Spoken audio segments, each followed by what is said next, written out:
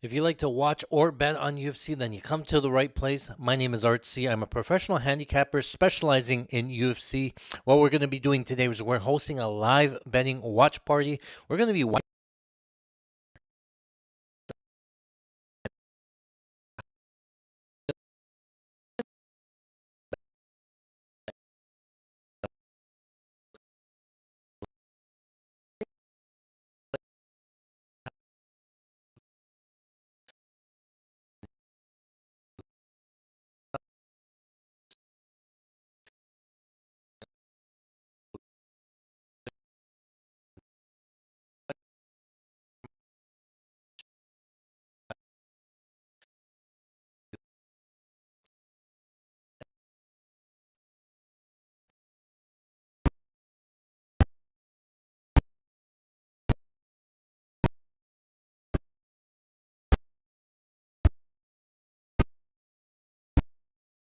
It comes easy in Brick City. I'm happy. Thank you.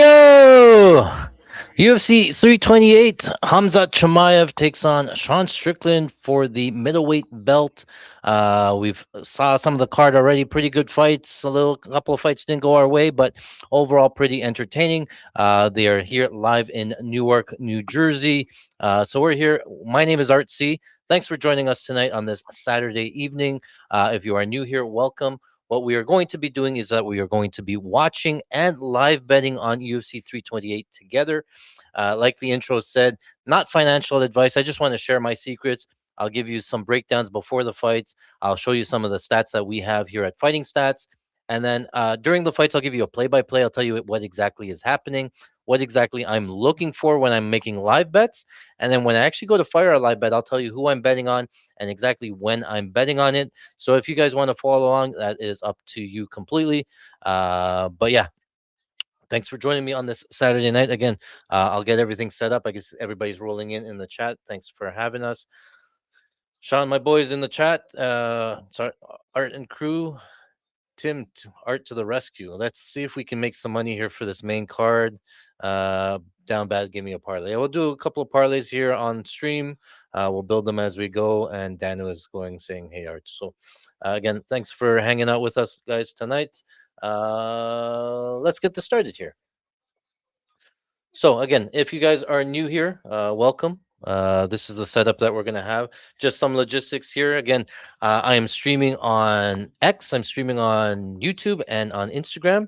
Just be aware that what I'm actually saying and the time that I'm saying it, there is a little bit of a built-in delay with YouTube and Instagram. You might be seeing it maybe like 20, 30 seconds later. So keep that in mind. So I will start this clock when the timer actually starts on the round. So you'll know exactly where I am in the fight and what I'm seeing in the fight that matches the commentary, right? Sometimes I forget to start it, but I will try to start that there. The other thing is, like, I would love to be able to show you what I'm looking at, but obviously YouTube copyright issues. I can't actually show the pay per view, so unfortunately I can't do that. But I will do my best, play by play. I'll tell you exactly what's happening and when it's happening, and what I'm specifically seeing in the fight there. So not to worry there. And again, I'll have the timer here going. We do have some significant strikes and takedown bets here. So this is the ESPN feed that will feed it. These are not official lines, but it gives us a good idea in terms of if rounds are close, maybe who ESPN is thinking landed more significant strikes or what counted as a takedown. Feels weird to me that they have different stats for different websites and stuff, but yeah. And then here in the main screen here, we're going to have the Caesars book open. We're going to be watching the live lines on the screen. Unfortunately, I have to do the live betting on my actual mobile phone. And I'll be live betting at DraftKings. I might have some Caesars up, and I might do some Polymarket here on the side. So as well, just keep that in mind there. Just trying different things out there. All right. And again, as always, my name is Art C. This is Fighting Stats. We track everything at Fighting Stats. We've been having a record year overall. Overall for the year, we are up 300. Sorry, we're 316 wins, 342 losses. We're up about $30,000. Took a little bit of a loss today so far, but we're not out of the dark yet. 80 about 90 units so far in the year. 14% ROI there. And if you can see here that we track almost everything, every single bet that we place at patreon.com/fighting stats in the left corner there, we track here. So the event, the type, the book, the same game parlay, the unit size, all that stuff here. And we do it by event. So we have by event, we have wins, losses, wagered, profits, all that stuff. So here it is by event summary. Profitable events: 1, 6, 7, 10, 10 and 4 coming into this event here, and been been pretty good year so far. Again, we've hit some big ones. We break it down to straight bets, prop bets, parlays, round robins, same game parlays, long shots, and takedown significant strikes. We also have a weekly bankroll builder, shoot for the moon parlay out here that we've been tracking. Unfortunately, tonight I think that both of them lost. Based on what we had in the earlier fights there. And then we do track our live betting. So that's why obviously you guys are here. Any kind of live bets that we place are posted in the tracker here as well. Overall live betting record that's not included in that previous record that you saw: 135 wins, 87 losses, up about $8,000 live betting, 35 units of profit, 12% ROI. I gotta fix this chart. It was down here, and then this one there's just not connected. But same sort of thing. I log everything, track everything. Everything gets posted to Patreon, so they keep me honest. I'm always very transparent with what we do here. When we go through big losses, it's not a big deal because we come back the next week and we get them all right back there. So Andy's in the chat. The Patreon crew is here. Yes, again, Fighting Stats, patreon.com/Fighting Stats. We have a crew back there. We do these streams almost every single week. We do it for the full card, and I actually show you the stream that I'm watching, so you get to see everything. Mondays, I do a tape study session, so you can get that for free. You can come watch us watch tape together. We break down fights. We do all that stuff together. It's a couple of hours on stream where I'm watching the tape. I'm telling you what I'm seeing, and then we can come to bets and breakdowns together. That's on Mondays. On Thursdays, I actually go through the actual betting lines at all of the major books. I tell you what the prop bets are that have the most value, and then we make bets together and like that. And then Saturdays, obviously, we do these live betting streams. Again, I'm not always on YouTube doing these streams, but I'm always on Patreon doing the streams. So just to give you a heads up there. So without further ado, let's get into some fights. Let's break down some cards. I want to do a main card parlay here for you guys. So while I have you, let's go down the main card. We'll just do a money line parlay for now. I know everybody loves parlays. I'm not a big parlay guy. I do a lot of straight bets. You can see by the volume, right? A lot of straight bet volume there. But if I'm having to, like, yeah, when are they gonna pull the Buckley Brady fight? That one, yeah, that's an interesting one, man. That line went from Buckley underdog to like big favorite, and then now there's a little bit of buyback on Brady there. So I'm not really sure what to make of it. It's going to come out, and Brady's going to absolutely roll and steamroll Buckley, and we're going to be like, why did we ever think anything of it? But if I saw Brady at plus 200 earlier in the week, I would have smashed it, absolutely smashed it. But he got up to plus 200 there. Obviously, it scared us, and then now it's come back down a little bit. So I'm not sure if there's much behind it. It seems to be pretty there seems to be something there. The books are scared. They've taken down the props. They've taken all the money lines down. All that stuff there. I've heard that they've taken multiple big bets on Buckley, and it didn't look like there was any resistance at all. They just continued to take Buckley money all the way down. It seemed like it was just like, here's 20 grand, put it on Buckley. I don't even care what the odds are. Just give me Buckley, sort of thing. So that tells me that there's something going on. It wasn't like sometimes there's some buyback when it reaches a certain price, and you get some buyback on the other side. But when it all comes in at the same time and it's there the whole week, then it looks super fishy. And we saw it last week, though. We saw it with Tim Elliott, the money coming on Tim Elliott, and then Usyk absolutely dominated them there. But yeah, definitely some eyes on this fight in terms of how he comes out. So we'll be looking at that fight closely. We're looking for any injuries when we're live betting it, all that stuff here. So yeah, getting into the first fight again. Sorry, I wanted to do a pre-fight bet while we have it, while they are still walking out or not walking out here. I'm gonna have to take Bobby Green again. This is irregardless of the odds. I would never bet Bobby Green at minus 450. But if you're picking a winners, I'm gonna take Bobby Green in the first fight. I think I'm picking again, regardless of the price. I'm taking Volkov. I think he's the better dynamic striker. Are there only 4 fights? Am I missing a fight? Oh, they took it off the board. Caesars took it off the board here. I'm gonna take Josh Van for the upset. and I'm gonna go Hamza Chimaev in the main event. Those are my picks for the remaining fights. There's a Brady fight in there. Obviously, I can't recommend that fight anymore because I don't know what's going on with it. Um, but yeah, those are the four picks, straight picks. But I don't really like to do straight picks. I find the best lines based on value, sort of thing. So let's get into the breakdown. I'll bring up the King Green. Is this gonna load? Should load it up over here. Oh yeah, okay. Bobby King Green, Jeremy Stevens. You may remember Jeremy Stevens as he had a long run in the UFC. Then he went over to BKFC, Bare Knuckle, and then now he's back again in the UFC again. Um, Pretty heavy hands, pretty good striker. Obviously, he comes from bare knuckle. Jeremy Stevens.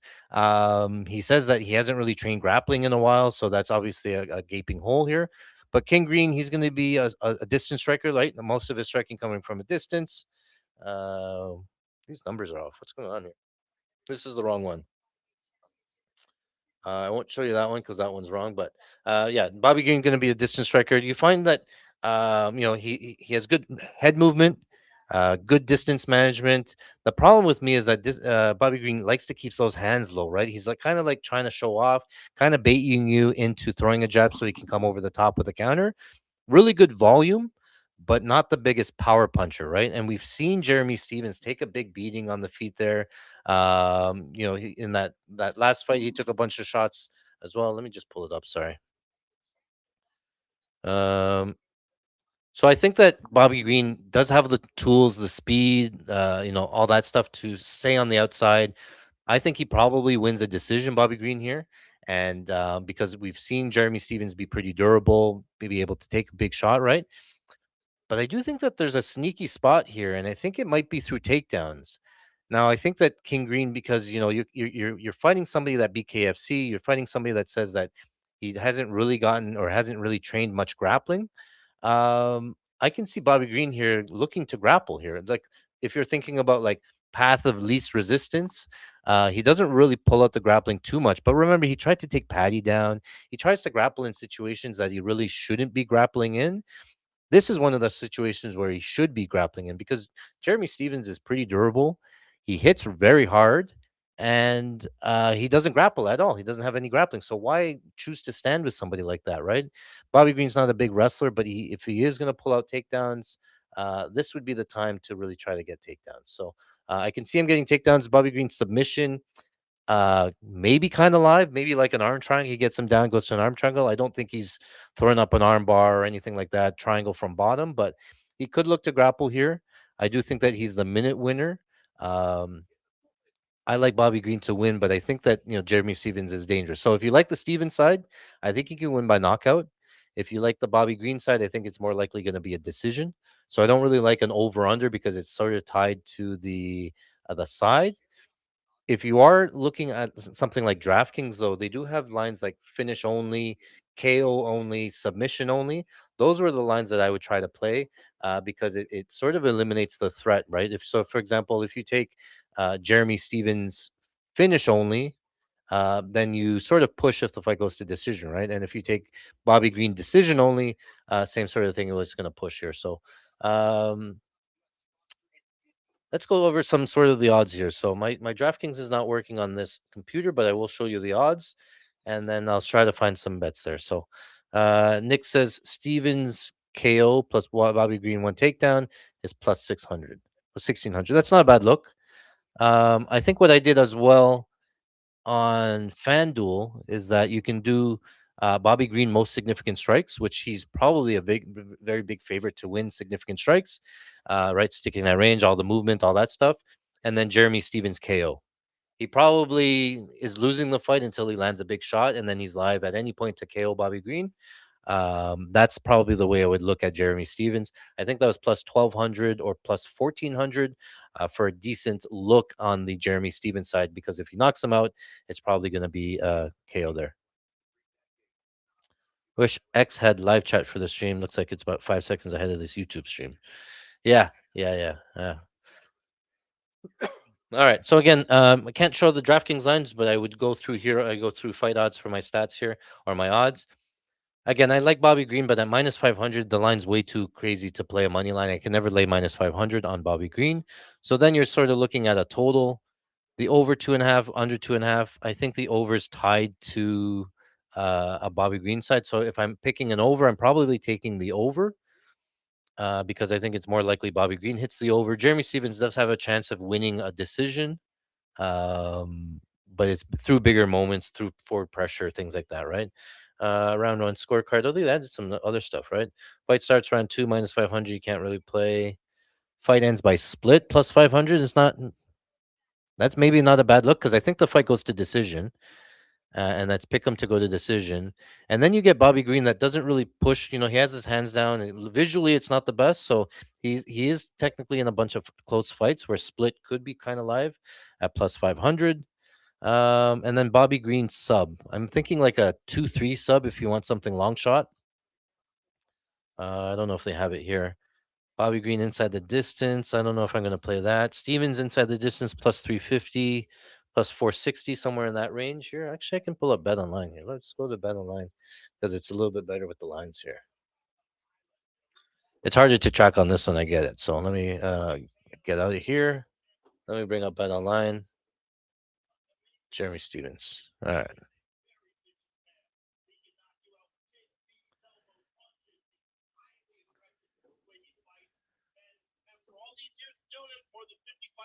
I like his significant strikes actually as well. Bobby Green's significant strikes. I think it's only at 67 or so. 68 and a half. Yeah, it's been bet here on Bet Online, but on DraftKings, I think it's at 69 and a half for significant strikes. I think he smashes that number sometimes, right? If you remember the Jim Miller fight, he had over 200 significant strikes in that one, or 150. Uh, you know, Jeremy Stevens isn't going to back down. You know, Jeremy Stevens has a granite chin. So it has the opportunity. And again, I think the fight goes to decision. I think Bobby Green can get 50, 60 strikes per round here if it does go there. So, yeah, look for a significant strike ladder or significant strikes for King Green.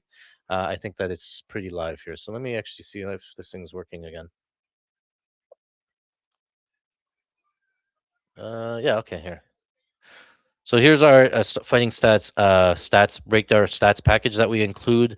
These are posted on Sunday. So if you can see here, King Green in terms of his significant strikes, his volume does seem to go up as the rounds go on. Right, he averages 23 strikes landed in round number one, 32 in round number three, and 39 in round 32 in round number two, 39 in round number three. So the output of King Green is going to increase as the round goes on. Head accuracy at 44%, pretty good head accuracy, and he mixes in the head and body here, right? Not just a head hunter, 58% head strikes, 25% body, and 17% legs, right? So you take a look at the significant strikes landed here in this column. 41 against Zell Huber round one, 45 against Zell Huber round two. Lance Gibson moved around a lot.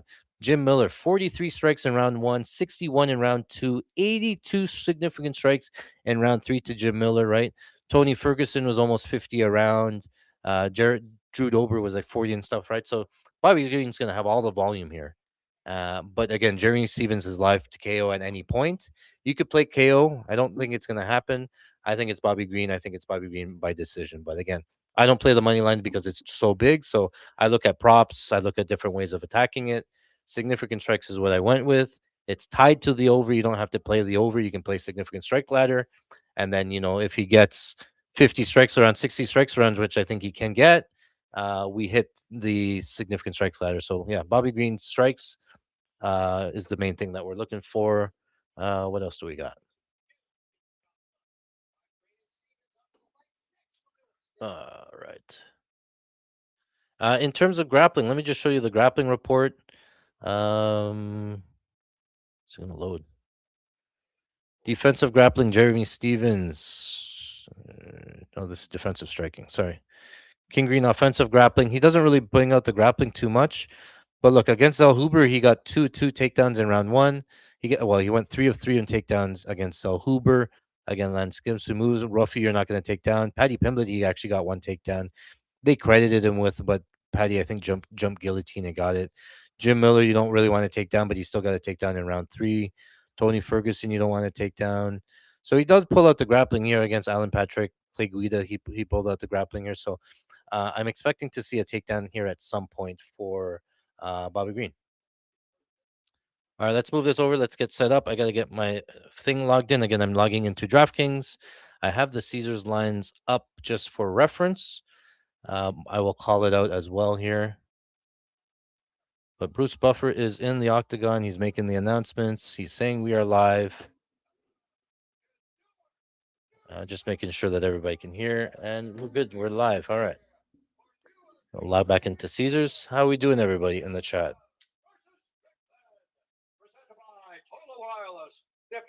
So, all right.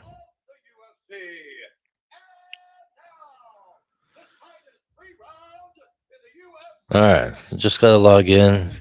Trying to get all my lines up. Only professional record, 29 wins, 22 losses, 1 no contest. He stands 5 feet 9 inches tall. Weighing in at 106. It's fine. All right, so we're gonna put Bobby Green. Stevens is in the blue. Green. Round one. All right. Introducing his opponent, fighting out of the red corner, a mixed martial artist, only professional record, 34 wins, 17 losses. Bobby Green. He stands 5 feet 10 inches tall. I thought it was pretty good timing that they did on the embedded. They had Bobby Green showing off his new strip club that he bought. He took over some kind of strip club and he shows all that stuff. And then they pan over to Josh Van when he's in church, singing in church, and he's looking at his Myanmar community. Just a contrast there. All right. King Green. Let me pull this one up here. Live betting here. This one's going to be tricky right out the bat because again, I think that Bobby Green is going to start to run away with it. You'll start to see him landing volume. He's already a big favorite, so I'm more likely to bet Stevens here. But they're off. Oh, they're off. All right, Bobby Green's an orthodox in white, staying on the outside like we talked about, hands down. Stevens is in the blue in orthodox, blue corner, walking forward. So Stevens is going to be on the front foot, forcing the action. Bobby Green's, and again, southpaw. Side kick there from Bobby Green. Punch to the body, left to the body for Green.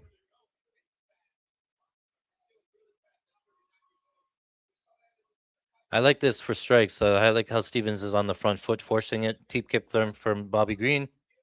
Jab to the body. Oh, Stevens lands the left hand.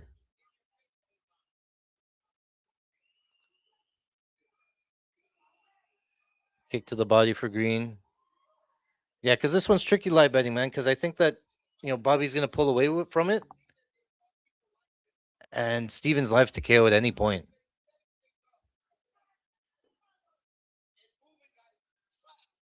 Bobby Green here. All right.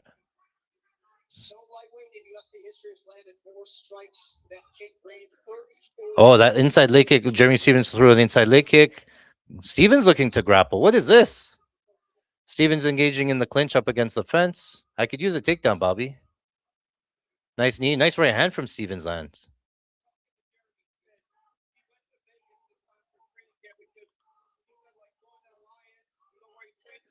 .322 left on the clock. This clock's about 5 seconds slower here. So just let me know. Hands down for Bobby, man. Kick to the body from Bobby. Dangerous recipe, right? He's trying to bait the counter.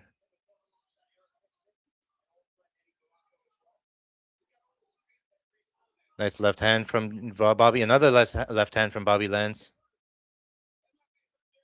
Oh, yeah. Stevens is rocked. Nice right hand from Bobby Green. Another right hand from Bobby. Kick to the body. Kick to the nuts. Oh, that's big for Stevens. He was rocked there for a little bit. Yeah, Bobby was starting to unload there, but I guess it's okay for us.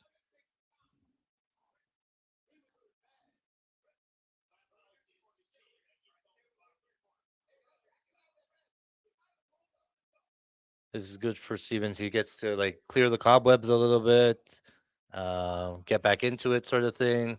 Take a little bit of a breather. Again, you can see this the Green line already minus 445 on DraftKings. It's ballooning out. It's gonna get to 600, 700, whatever, and then at some point, I think Steven's gonna land a KO punch sort of thing, right? So we already have that in the parlay going. So I'm gonna stick with the King Green side in terms of betting. And if we lose, we lose. It's fine. We're gonna arb off.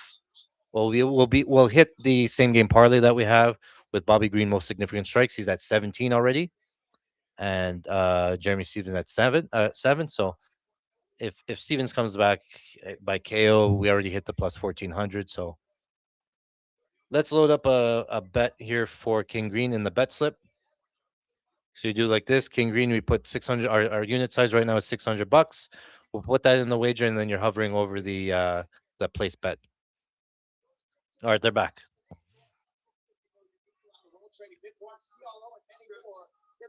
All right, Stevens back on the front foot. Bobby Green's hands down again, still in southpaw. Stevens outside low kick lands. Kick to the body again for Bobby. Oh, Stevens loading up. There's a takedown. Bobby Green takedown. Let's go, boys. Bobby Green on top. Big ground and pound here from Bobby. Full guard. He's standing up over him. Big punches. I think these are all significant here. Don't finish him though, Stevens.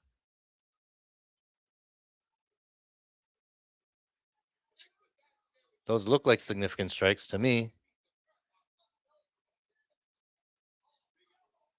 King, big couple of big elbows here from Bobby Green on top. More big elbows. This is good for strikes, but just don't finish him. Plus, we got the takedown.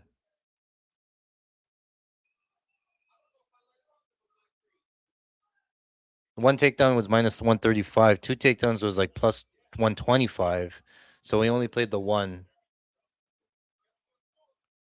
Jeremy Stevens looking for Kimura on bottom. But he's in full guard. He's very hard to get this from bottom.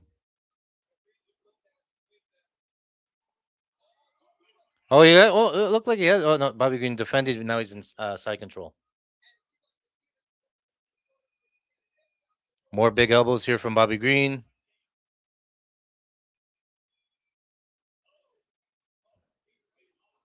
He's teeing off on him. Stevens still on bottom. He's still just covering up. The referee's close to stopping. No, Bobby Green submission. Oh, no. It's under the neck. Oh, he tapped Bobby Green sub. Wow, Bobby Green sub. Oh, we lose the ladder. Wish I played more on sub. Rear naked choke round one, King Green. Did say that the submission was pretty live. Wow. ESPN has him at 55 significant strikes. Oh, sub one.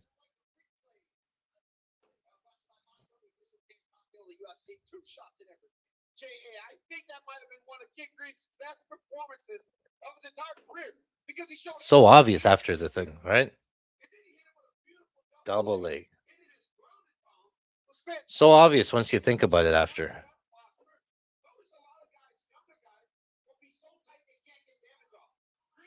So we had Stevens under takedown, so that's good. Jeremy Stevens under half a takedown. We needed that one. Here's a view from the broadcast booth brought to you by Total Wireless, the official wireless All provider right. UFC. My goodness, King Green. Oh, yeah, go to decision over. Total takedowns. Most takedowns. Yeah, that's not great.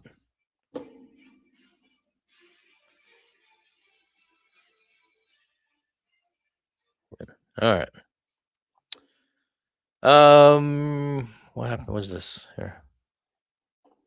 How'd you guys do in that fight? Bobby Green won one sub, so we're gonna have a little bit of time now.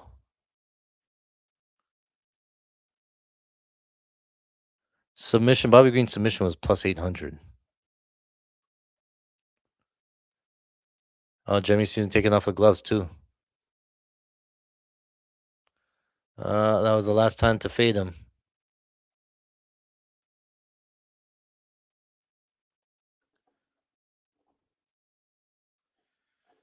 All right. Sean Brady, Joaquin Buckley.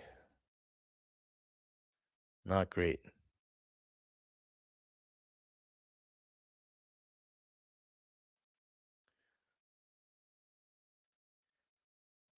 Yeah, I don't. What is the line now? Yeah, it was Bobby Green first round sub.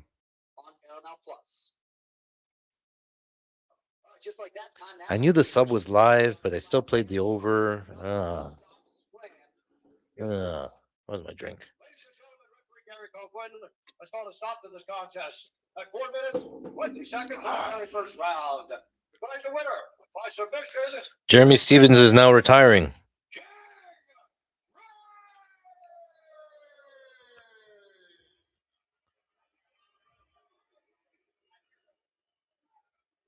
Congratulations, sir. That was one of your finest performances inside the octagon.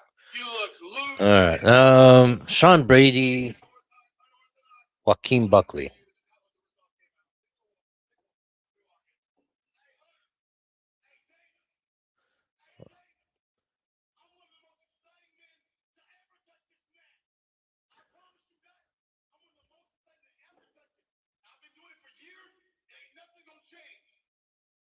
That's it.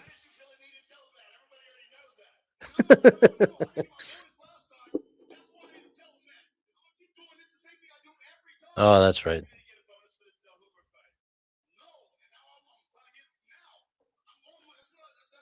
What were the odds on first round sub? Fuck, they were probably pretty good. To be honest. Um, Green round one was plus 375. Green sub one was 1500. Oh, plus 2000 on some sites. 20 to 1.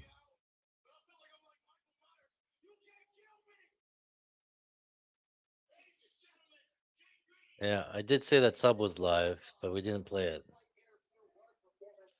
All right, let's move on. Sean Brady, Joaquin Buckley.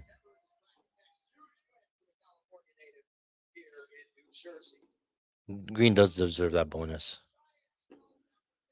158. It's plus 158, so it came down a little bit. What is it on thing here?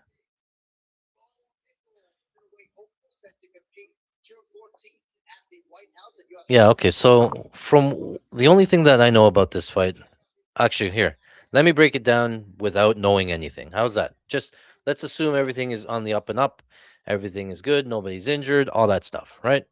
Sean Brady, Joaquin Buckley, you're gonna have a grappler versus striker matchup. That was pretty evident in this card, right? The striking of Sean Brady is not that bad, right? You have 81% distance striking. You have a 48% head strike accuracy here for Sean Brady. You even have a knockdown, but overall, he's going to want to grapple, right? 57 takedowns attempted, 31 successful, 54% takedown accuracy. On the Buckley side, average head strike defense, 33% head strike defense. Pretty good takedown defense, only allowing 13 takedowns on 47 attempts, right? Buckley's going to be your stronger, faster striker, more explosive. So it's going to be a conflicting styles. Sean's going to want to get the fight down to the ground. Joaquin Buckley's going to want to obviously keep the fight standing, right? So on Buckley on offense, 29% head strike accuracy, not the greatest head strike accuracy. 75% distance striker. Sean Brady head strike defense of 32% as well, so comparable to the Buckley side there. On tape, I guess let's start with the striking here. I don't think that Brady's completely outmatched and outgunned on the feet when it comes to the striking. I think he's serviceable.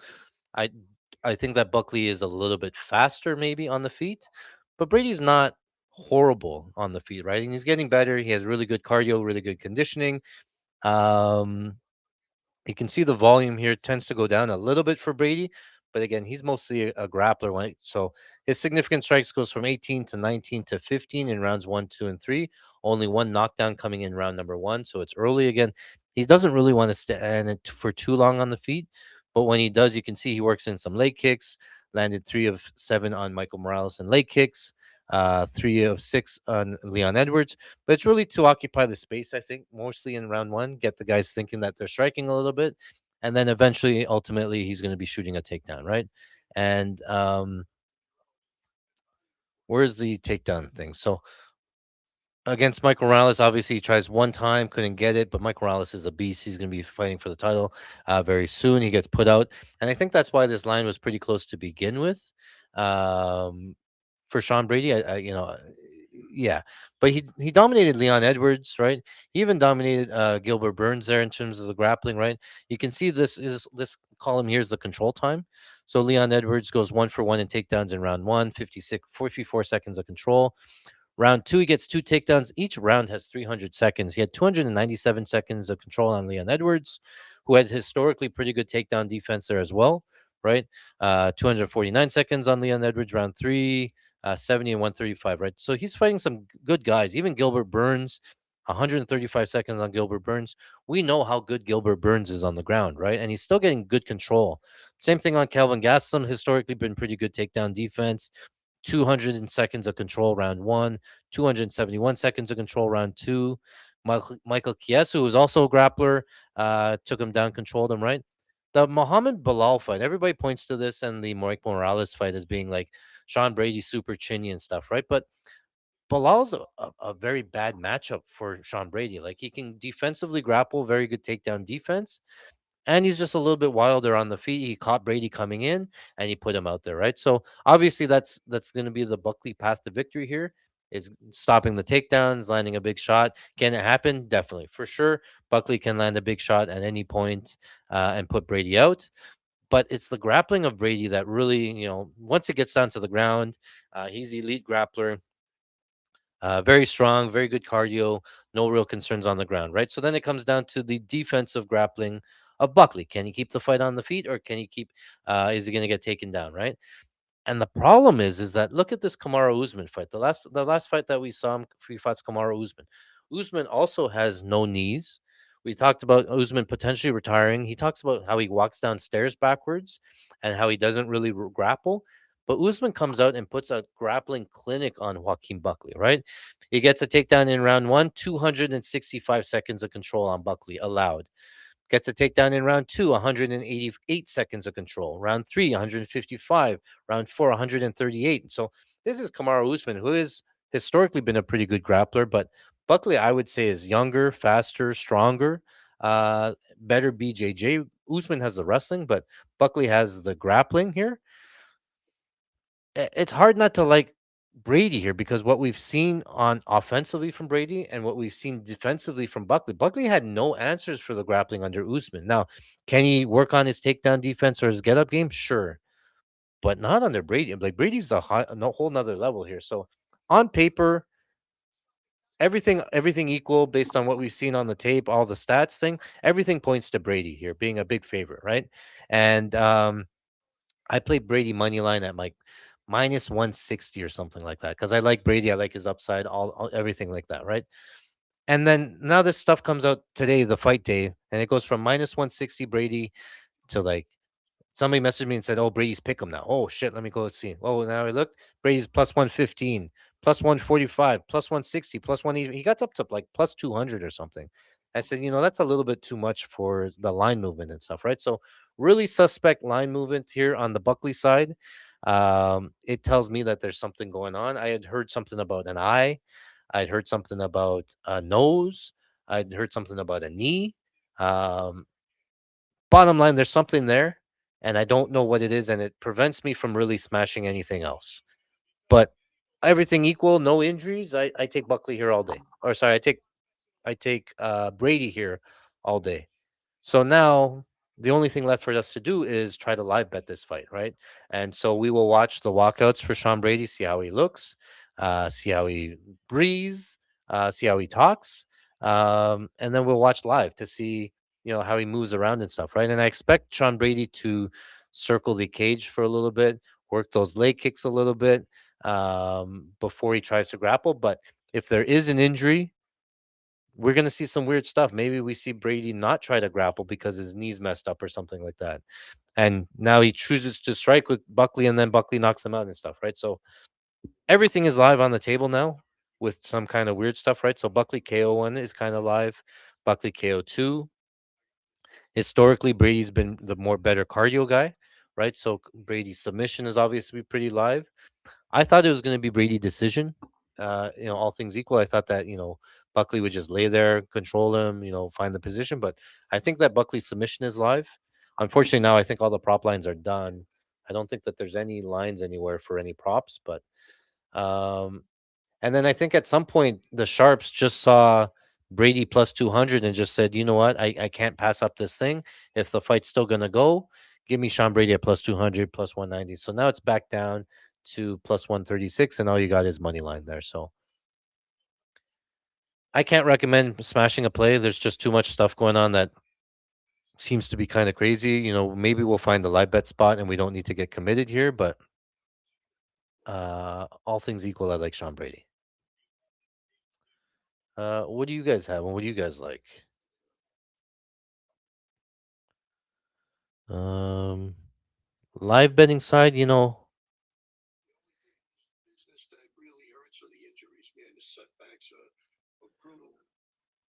I can see Brady getting a takedown and then the live line going to his favor and then something weird happening and stuff, right? So,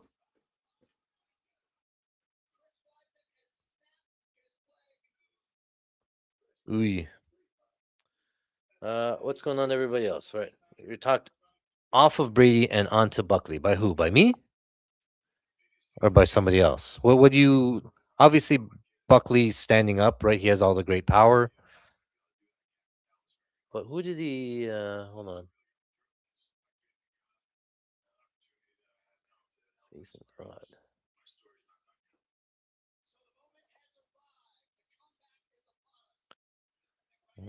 It's my Strickland. Hold on. Pull up the stats. Buckley.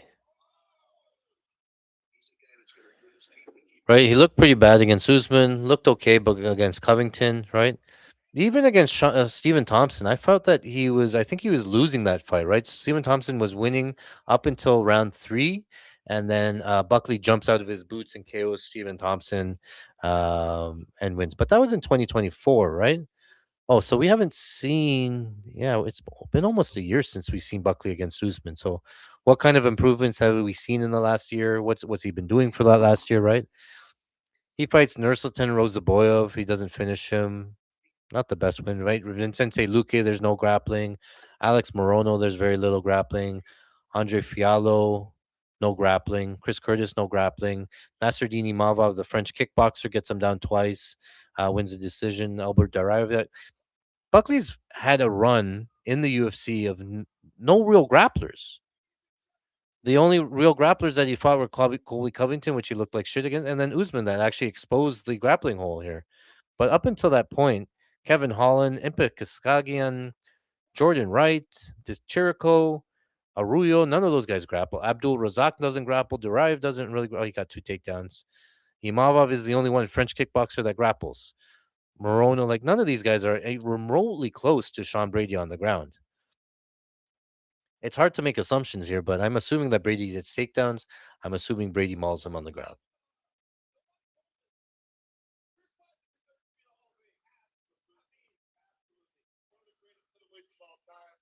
Um, I should have played it before. Now I missed the line a little. So yeah, Buckley money line. I get it. I'm not going to try to persuade you one way or the other. It's just, it's a weird fight, but that's the breakdown here.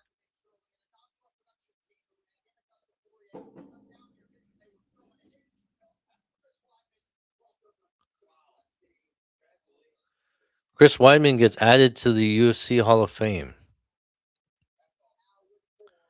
What is the criteria to get into this UFC Hall of Fame? I feel like it's every week somebody new is getting in.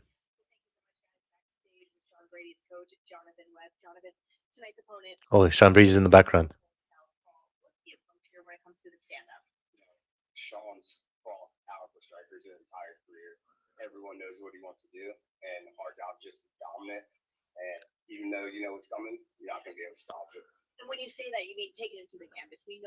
Sean Brady's gonna grapple. Pressure. We gotta be smart with our defense.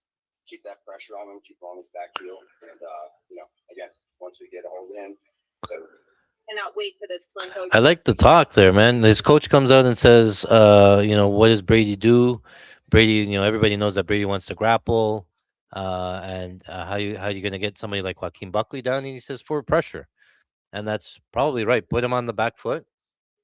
Get anytime Buckley tries to explode onto anything that you're gonna try to level change into a takedown and stuff. But yeah, John Brady money line. Montero says, yeah. Normal things I feel odds are very yeah. One says Brady gonna lose. Do I like Acosta? Yeah. Oh, there's some stuff back for FanDuel. Winning minute. Oh no, they're all off. Never mind.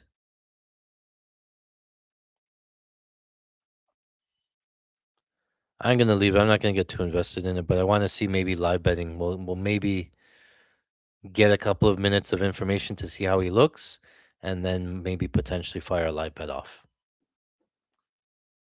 Man, they're taking their time walking out. That first round sub by Bobby Green threw off the timing here.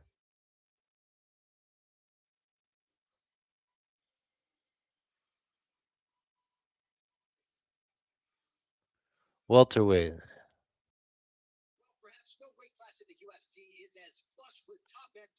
I like Sean Brady a lot, man. I think he's really good. I think he has all the tools.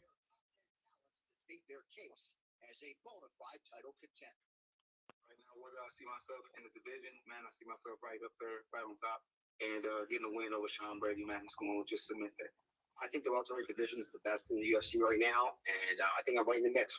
I go out there, I beat Joaquin tonight, and I'm right back where I need to be. Sean Brady's been on the cusp of contention for. Yeah, I watched this interview and stuff.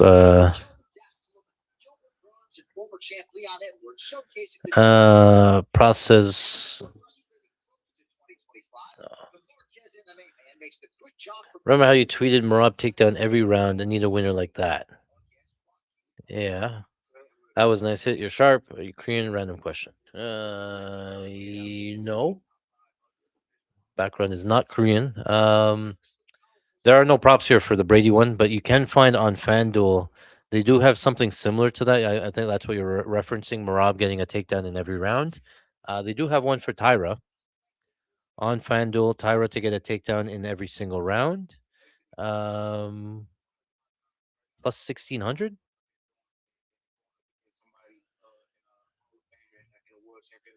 Is it still here? Here, hold on.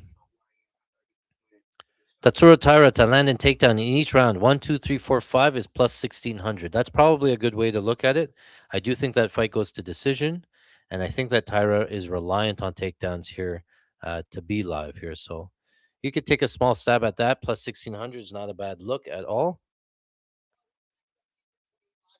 And then you could take the other side as well. You could go to a Josh Van significant strikes. And there's Josh Van to land 25 significant strikes in each round. One, two, three, four, five. That's plus 1900.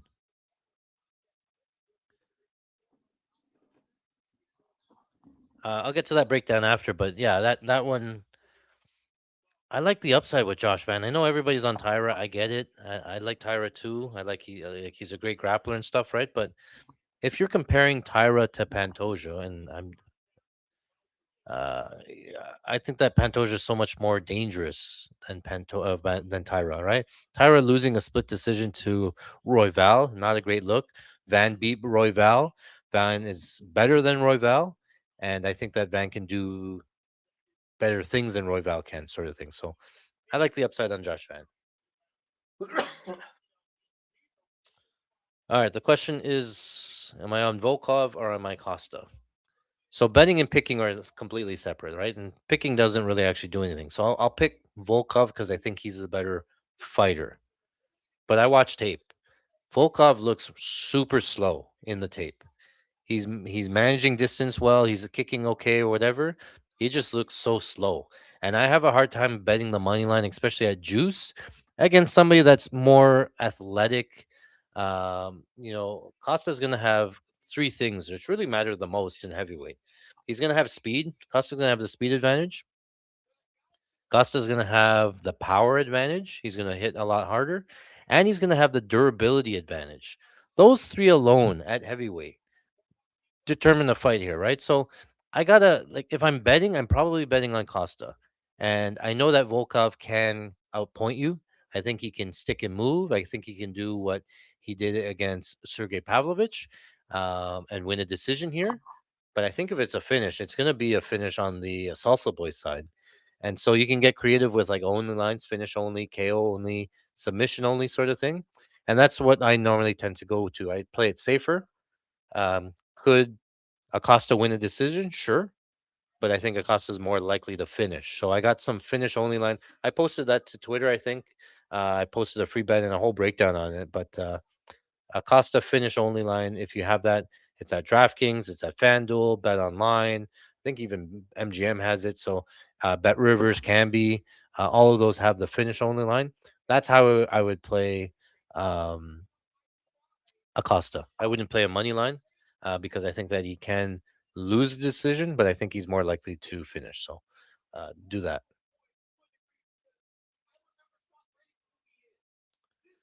Is that under fighter props for Tyra and Van Fight? Having trouble finding it. It's on FanDuel, and it's FanDuel, and it's under specials.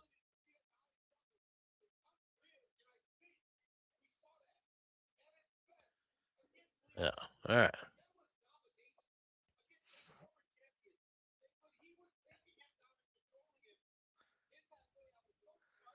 I don't know what to think here if Brady just comes out and absolutely mauls him. That'd be 2 weeks in a row where the sharps are getting smashed or like big money's coming in late and then they're getting smashed and stuff. So yeah. Cheers, boys. Saturday night. Hopefully we make some cash here.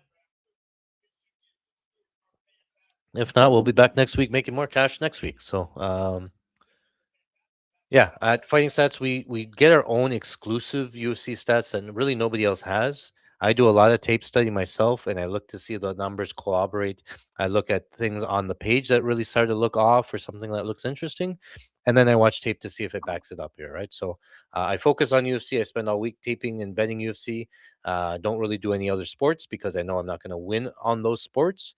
If you're going to bet something, you gotta put the time and effort into it, make sure that you know what you're doing, because you don't want to just give the money back. All right, both fighters are in the cage. Gotta make sure I'm still logged in.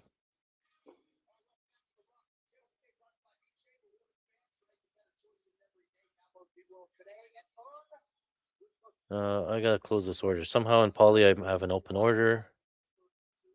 I don't know what to do. Folio open orders.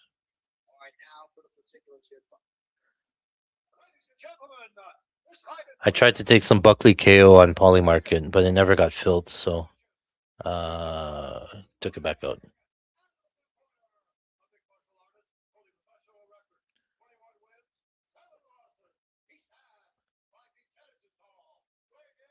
Joaquin Buckley.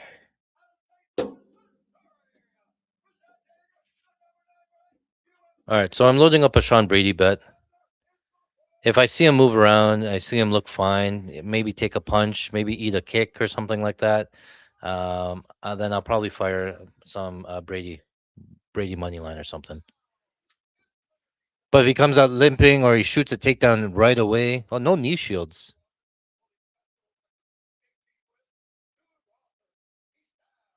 This could be a gift of a line.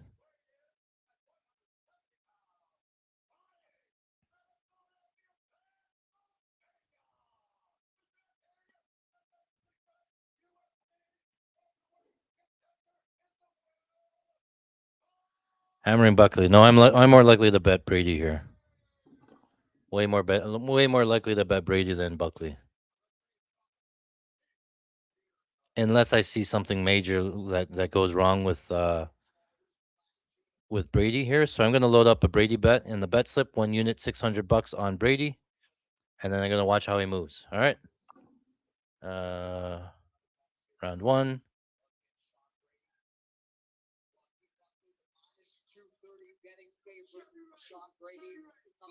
All right, they're off. Orthodox for Brady in the red, Buckley and Southpaw in the white. Brady moving around well,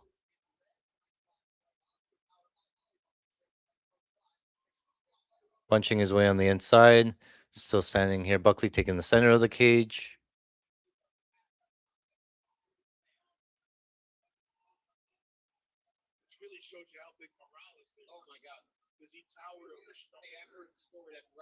Brady seems to be moving well.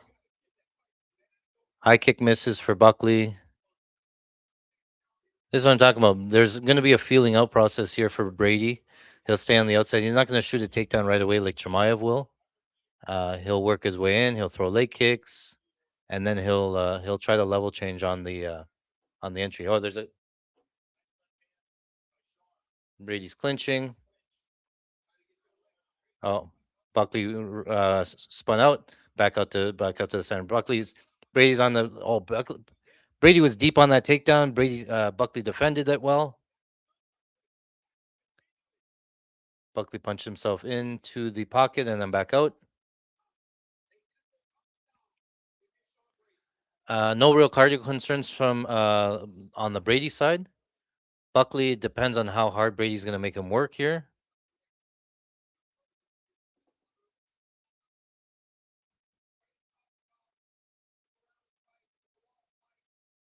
I'm still loading up a 1 unit bet on Sean Brady. Haven't fired it yet. He looks fine movement wise. He just got deep onto those hips and couldn't get the takedown though. So if he can't get takedowns, I'm not going to be betting or live betting Brady here in a stand up fight. Oh, Brady got a takedown. I'm gonna get a takedown. I bought some Brady. Brady's on top, in side guard or half control. A lot of yeah, that's what I'm talking about, right? 2 minutes of striking time. Brady gets a takedown, ready into half guard.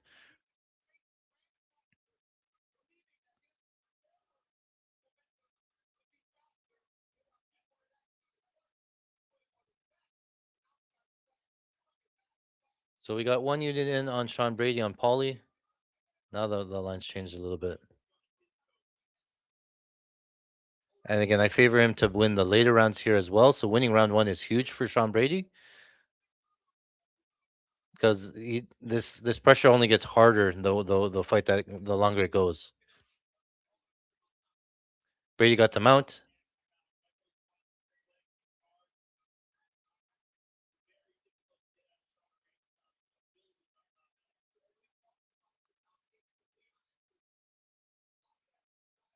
Big ground and pound here from Sean Brady, going high up on the mount here. He might finish him here on top and from mount. Buckley trying to buck off. He can't move. Brady's just smalling him here on top.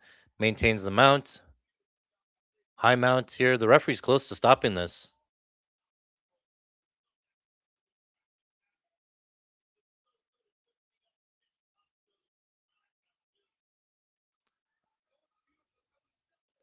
I think he's close to being finished here. I think the referee's going to stop in.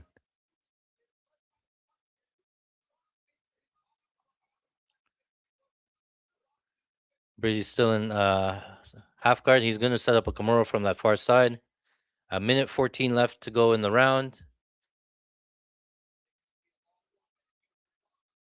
Buckley's surviving so far.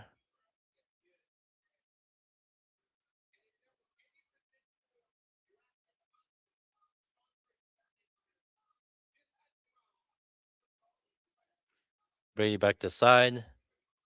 He has to step over the head here. That's what I said. Ignore south. Looking for the Kimura still.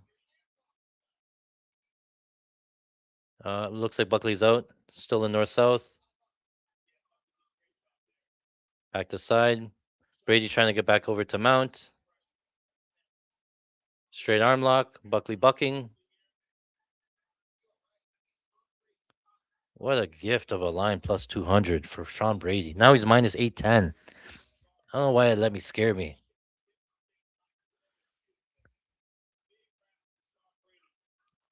Brady's mauling it. It's exactly what we saw in the Usman fight. One takedown's around, and Brady has no. Buckley has no answer for him on the ground.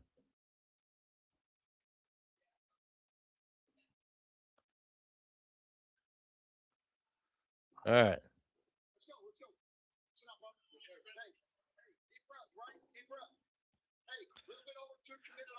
Brady's minus 660 on the money line live now. So that was a Brady round. Brady's up one.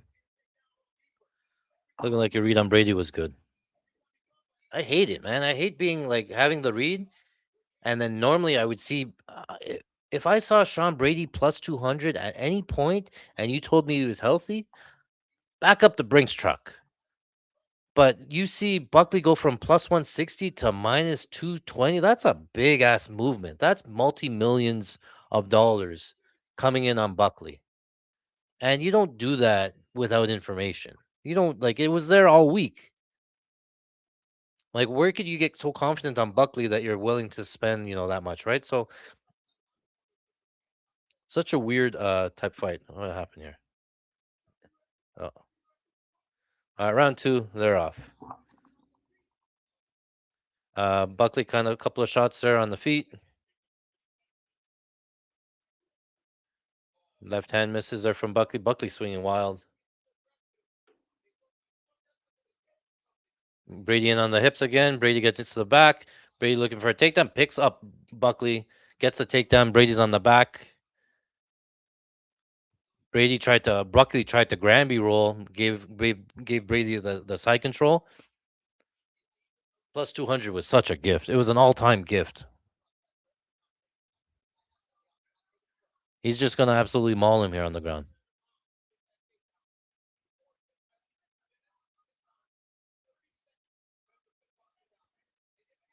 The books are laughing. Significant strikes for Brady right now, 51-3.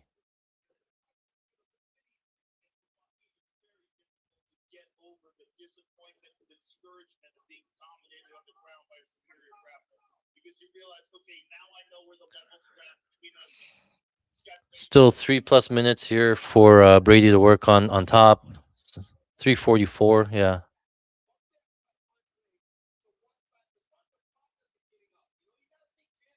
Brady into mount again, right into mount with 3.5 minutes to work.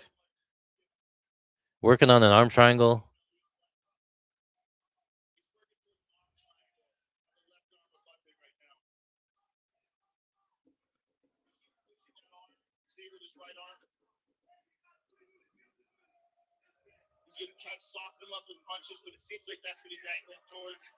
Minus 6, yeah, minus 12, no, 2,500 on the live line for Brady. So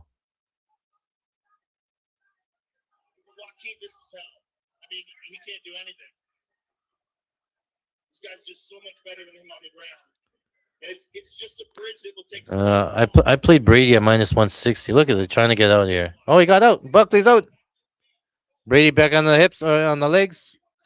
Oh, Buckley's back up. Back out to standing.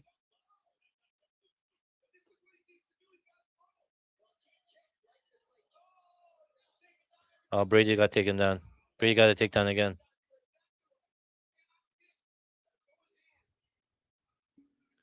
Depending if you got a good line on Brady here, you could live bet some Buckley. He's like insane price.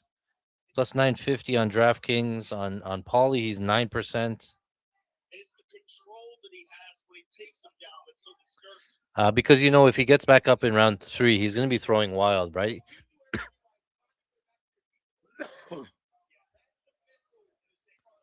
Hold on. Brady back in mount. Buckley has his head up against the fence. 2 minutes left.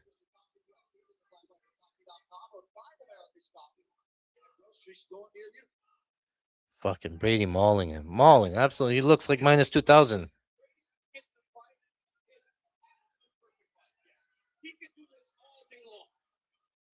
Hammer fist from Brady on top. The referee's just looking at him like, come on, what are we doing here?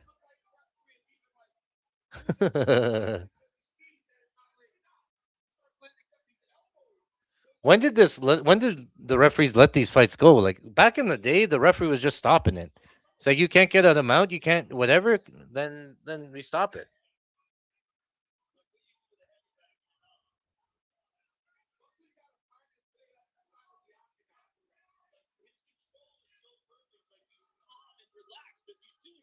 Oh, Brady's this might be a 10-7 round. No way he's gonna get finished right now.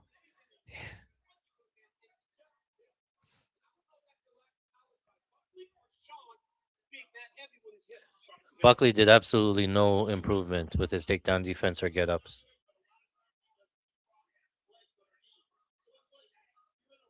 Oh, what do you need to finish him?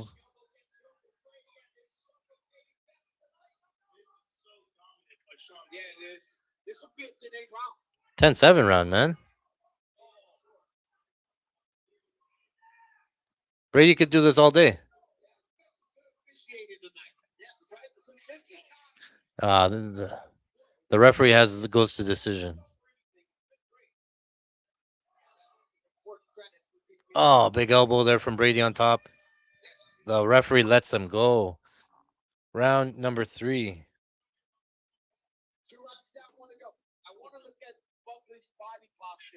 Let's see if he goes inside of himself. If he's deflated, or if he still has that belief that it's brought there and get it done. All right, listen up, Buck. I believe in you, brother. Hey, I still believe in you right here. All right, we're gonna win this damn fight. We need a knockout. Do not throw one more fucking knee. You understand me? You understand me? You beat him with the hands and the movement. All right. You can. His corner telling Buckley not to throw any more knees. I don't think that was the issue. Let's go, buddy. Come on, Leon. You can do it. Pratt says, do you only do these shows for Paramount cards? Yeah, whatever the pay-per-view ones. I do these ones every week on Patreon for the full card, and we watch it together. But the big cards that come out to YouTube, front face, talk to the general public, all that stuff. But yeah, round number 3. Like every time he's thrown a kick, he has been taken down. Strike numbers 97 to 5. So a lot of those strikes on the ground. They gave Buckley a third chance to start. They could have stopped it in round 1. They could have stopped it in round 2, but Buckley's still in there round 3. Buckley's still in south. Oh, steps into a single leg. Oh, Buckley gets out.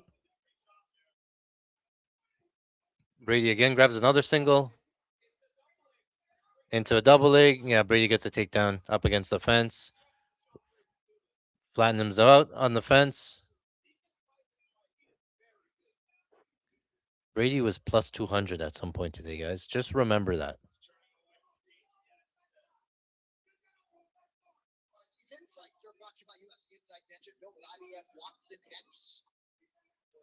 I feel like I lost money on Brady. Meanwhile, we could have been an opportunity of a lifetime.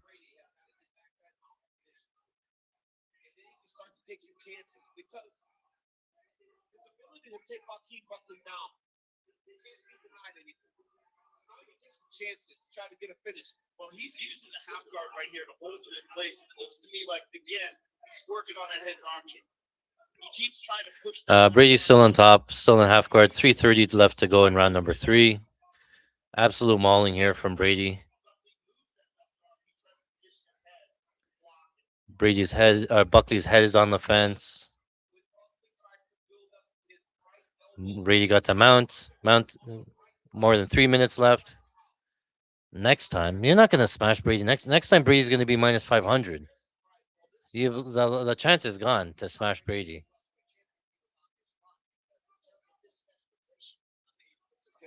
He came into this fight as an underdog. Well, he came into it as the favorite, and then the betting line changed. The late money, I want you up. Yeah. Late money is hate themselves. We could you imagine the amount of money that was just moving as much as it did? Yeah, now they're talking about the betting line. 6'1", since dropping down to welterweight division, we've seen no one do this to him. He's committed to that arm track. You've seen Kamaru Usman do it to him. Buckley's 220 to 1, 200 to 1. And he's using the forearm right now to open it up. He's trying to gather up that left arm with his arm. And every time Buckley opens it up or pushes, he goes to the left side. Oh, we had Buckley under half a takedown. Did Buckley get a takedown at all?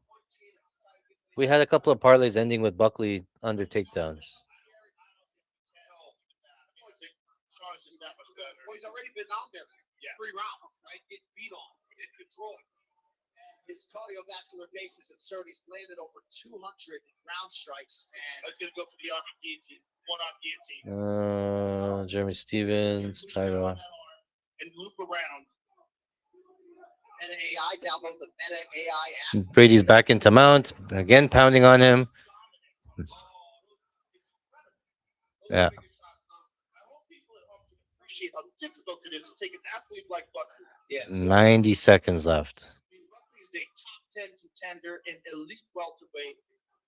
And Sean Brady's quick on the shot. And explosive. Like most. I like Brady, man. I have a hard time fading Brady, man. I just know how good he is. I think it's Sean's explosive too. Man, he's got a back like a turtle. Another man with muscles. We were talking about that when he walked into the octagon. Like, look at the size of this guy. He took my podcast and he's walking in front of me. I'm like, what's going on with your back? Oh. Big elbows here from Brady on top. Less than a minute to go. Those elbows now by Brady. This is just dominance. I mean, complete dominance by Sean Brady. And look at him. He's not even remotely out. I know a lot of people on the under. A lot of people taking the Buckley under, thinking that Brady would sub and Buckley would KO. It's an A+. 30 seconds for something to happen. Brady just holding on, just holding, controlling posture, covering up here. Now the Buckley covering up. 15 seconds. He's fucking coming. Oh, he's smashing. Buckley trying to buck off the fence. 11 seconds, 10 seconds left. Oh, we're gonna see some mad comments here on fucking Twitter here. What does he need to do for a finish? Wow, Brady decision, never in doubt.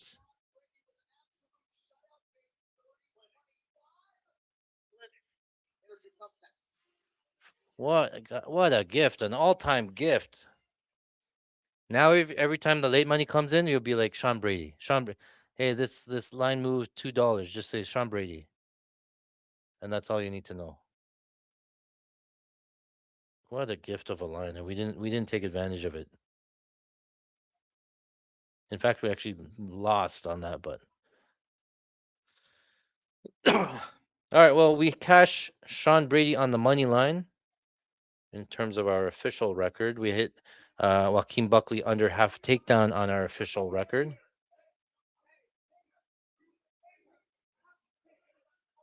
We hit a takedown parlay.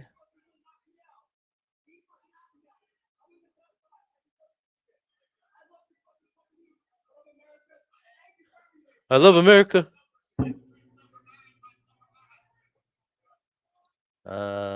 Did Silva get takedowns? I don't think so, right? I think I hit a couple of like takedown parlays here. Let me just check the stats. Well, Super Boxing 6 shifts the spotlight to the middleweight division tomorrow. Shane Mosley Jr., the son of a Hall of Famer, is a fighter hungry to carve out his own name. He takes on the powerhouse Sergey Bolachuk. It is all live tomorrow. All right, how did we do out there in the viewing land? At 9 p.m. Eastern. All right, with the scorecards, Bruce Buffer. Ladies and gentlemen, after 3 rounds, we go to the 30-25, 30, 30, 30-25, and 30-24. 30-27. Get that judge out of here. 30-27.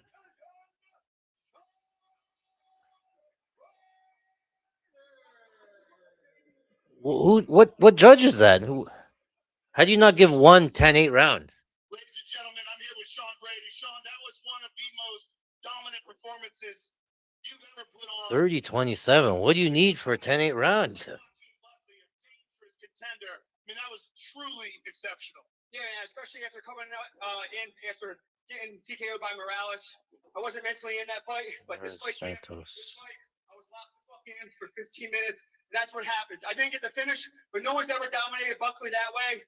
Brewster couldn't hold him down the way I did. No one can hold him down. All right. I deserve to be in the top 5. I'm right back in this bitch. Philly, stand up. Couple of big wins there for gets us back in there. The true measure of a true champion is how they bounce back from adversity. And what you did tonight just showed that. Yeah, everyone else. Loss. All right. He's trying to take this fight. He's going to get knocked the fuck out. Go fuck yourself. If you ain't riding with me, social media ain't real. Fuck you. Were you at all surprised at how dominant it was? Because I think the numbers were like 136 to 6 in terms of strikes landed. No, this had changed when I fought Kelvin Gastelum. I watched Kelvin's highlight for 8 to 10 weeks. Same thing I did with Buckley. I wasn't letting that man sleep me close to my home. Fuck that. I'm a top 5 welterweight. I deserve this shit. Oh, we had some sub only. Oh, good. Green sub only. All right. My wife, my baby girl, Veda, Billy, we back in this bitch. Stand up. Sean, enjoy this. That was a spectacular performance. Ladies and gentlemen, Sean Brady. Back in this B is right. That post-fight interview brought to you by Drip, the official water. Rebecca. UFC. Rebecca loses. Oh, Vince loses. Oh. Sean Brady. All right. What do we got next? You parlayed Brady money line.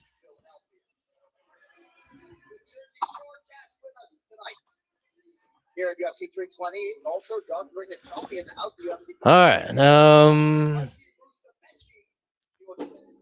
Alexander Volkov, Salsa Boy.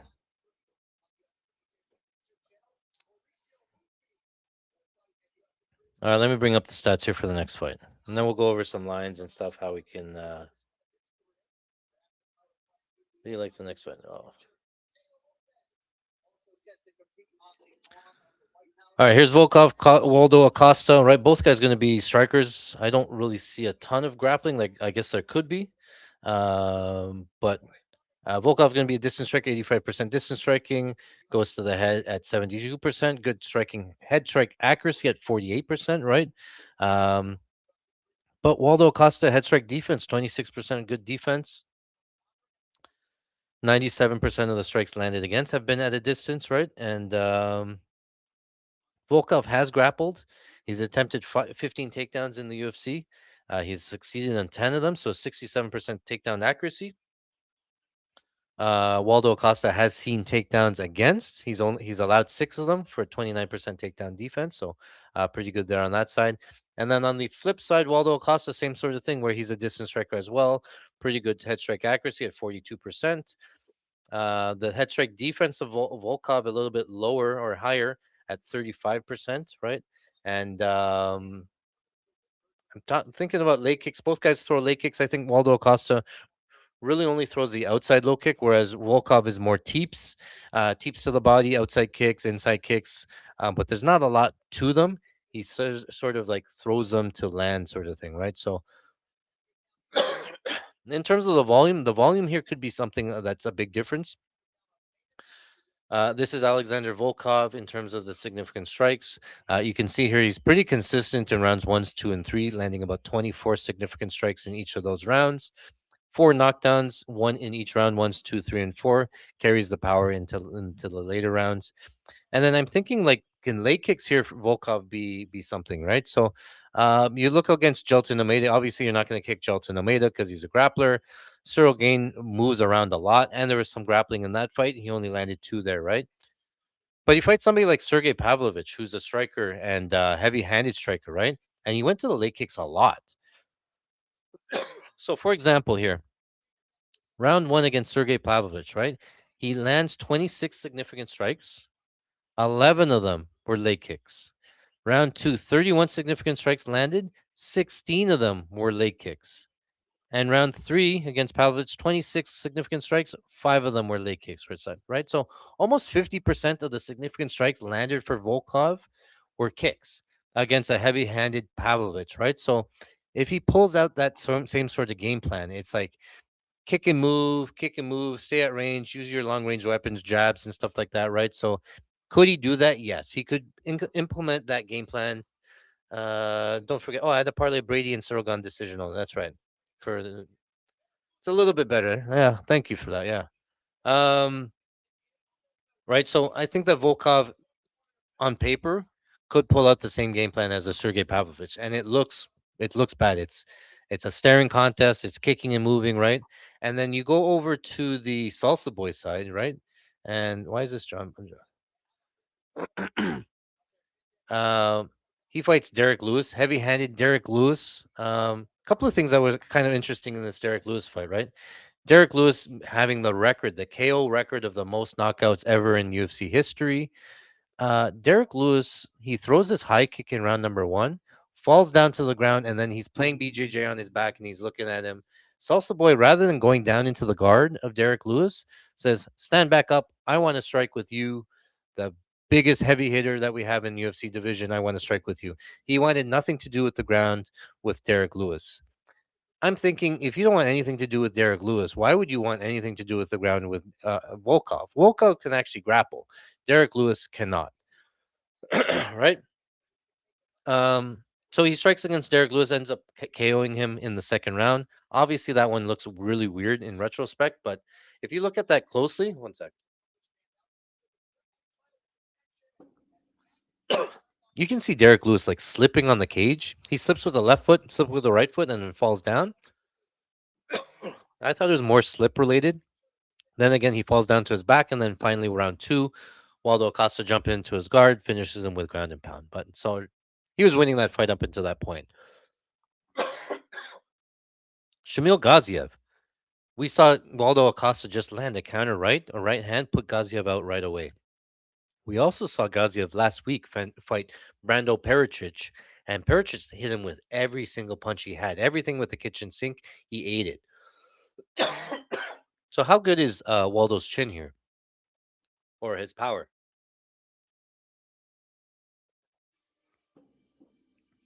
Um, Ante Delija, that one was a weird fight, and he got stopped and then restarted and stuff like that, right? So Waldo's fought some big heavy hitters before and put them out.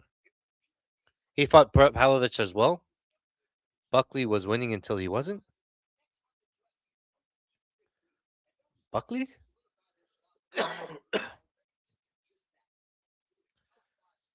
um, I'm changing my pick. I'm picking Waldo Costa. I'm picking him. I'm also betting him. I'm betting him on the finish only line. So let's look at some of the lines here. Here, here. Bet slip. Waldo Acosta. If I'm going to pick a money line, let's go with Waldo Costa on the money line. But I think that there's a safer way to play him. Again, this plus 126.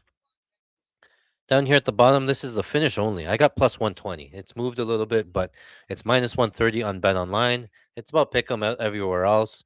You can actually go on DraftKings. Actually, let me just fire DraftKings some more. They have a DraftKings line. Where is it? Waldo Acosta KO only, knockout only, minus 130. So instead of finish, because I think that Volkov could grapple, I think he's more likely to grapple of the two. And theoretically, Volkov has more submission upside. I like Waldo Acosta. I like his KO equity because he can hit hard and he has a granite chin. And I like this line here on DraftKings, KO only. I'm gonna take it. We're gonna take it for a full unit. Not official because it's right before the fight and I do this stuff, but last minute, taking Waldo here. You can also take Waldo plus 3.5, minus 155. Um, that's a good line. I do think that the fight goes to decision, but I think that Waldo could finish. So if it does go to decision, this bet pushes. You get your money back. If it finishes, then you win, sort of thing, right? So um, I will say, and I think that this will be a staring contest. I think that Volkov, he's going to throw his teeps and his stuff from the outside, and Waldo's more of a counter striker. He's going to throw his own jabs. He has a nice long jab, outside low kick, long jab, a lot of single strikes for Waldo. And then at some point, he's going to fire the right hand. Right, the right hand comes down the middle. Will he land it? I don't know. Right, but that's probably how the fight goes. It's going to be like a lot of like hand fighting a little bit, touching, whatever. Volkov teeps to the body, outside kicks. I think Volkov wins the significant strikes. And yeah, Henry says Waldo KO only 1 year. Yeah, because I also already have Waldo finish only, so I already have pre-fight money on him. We have finish only. We have Volkov most takedowns, and we have Volkov most significant strikes. Those are two-way lines. So if they push, oh, they're over here. Oh, they got moved. Most significant strikes minus 200. That's probably not bad. What is it here? Can I play it? Or I already played it. Oh, I guess they open up the limits a little bit. I'm gonna take Volkov most significant strikes minus 200.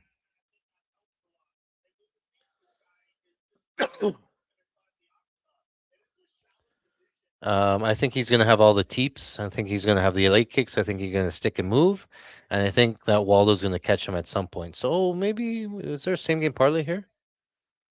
Who will get the most? Oh, we can do this. Significant strikes. Volkov to get the most significant strikes, and then Cortez Acosta to win plus 280. When will the fight end, or how will it fight end? Plus 600.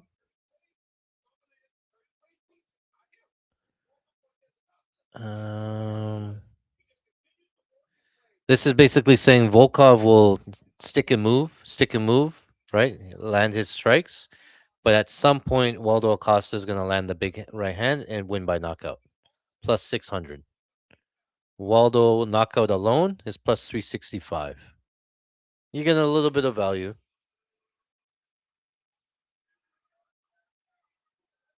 Where did it go? Where'd it go?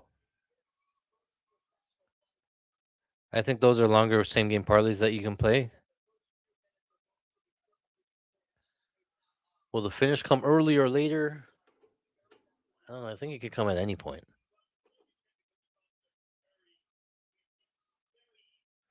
Acosta plus 3.5. Tyra fight over. I don't know what that means. Plus 3.5. Chimaev minus 12.5. Yeah, that's probably not bad.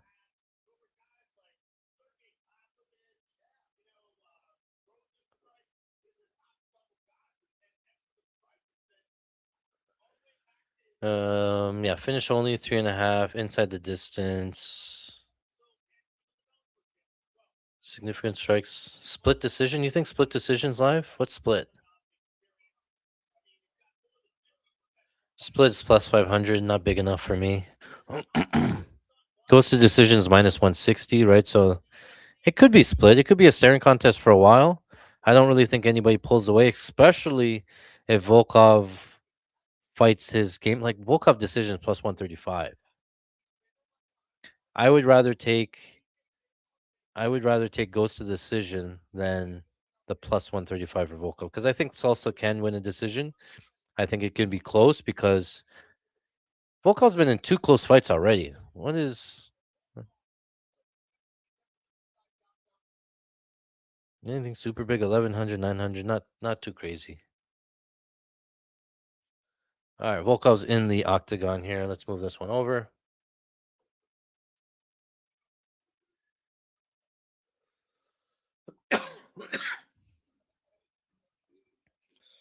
Sure, I'm still logged in.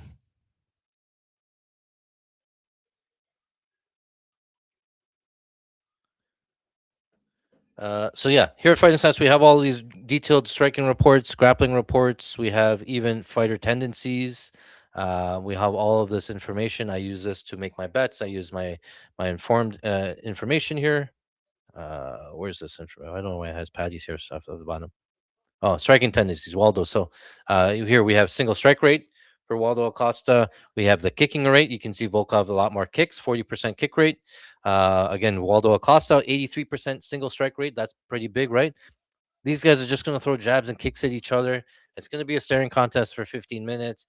It's going to be a close fight because the judges won't know how to score it, and then somebody's going to be upset and call robbery and stuff, right?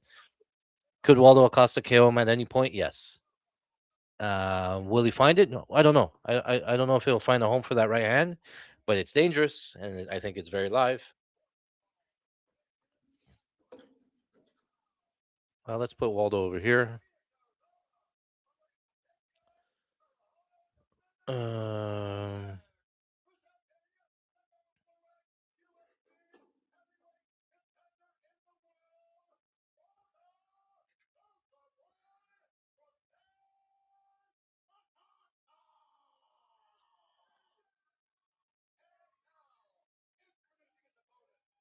all right, trying to log in here. I'm still thinking about that Brady money line. Brady plus 200. I'll be telling my grandkids at the table. You remember Brady? Sean Brady was plus 200 at some point, and then the Sharps lost over $1 million betting on Buckley because they saw some kind of knee injury.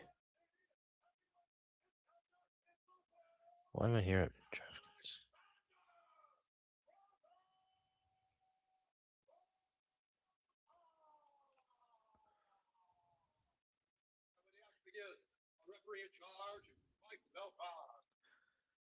All right, trying to log back into Caesars.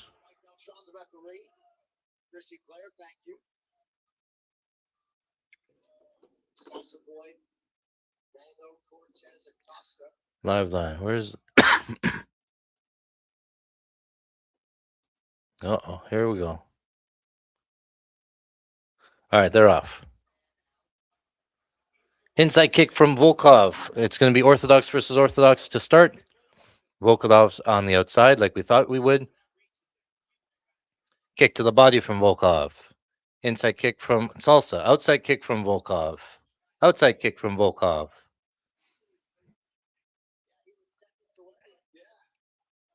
Kick to the body from Volkov.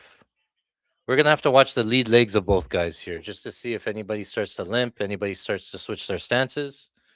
Trying not to look away. Where the fuck's the line?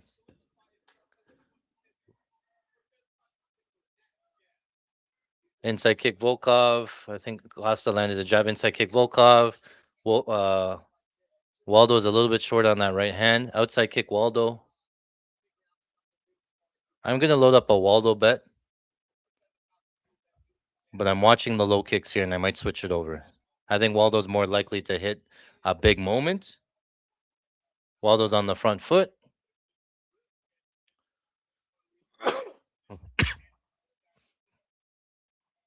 Just like we said, Volkov's on the outside, sticking and moving, a lot of teeps. Waldo's on the front foot, a lot of staring. Outside kick Volkov. Inside kick Volkov.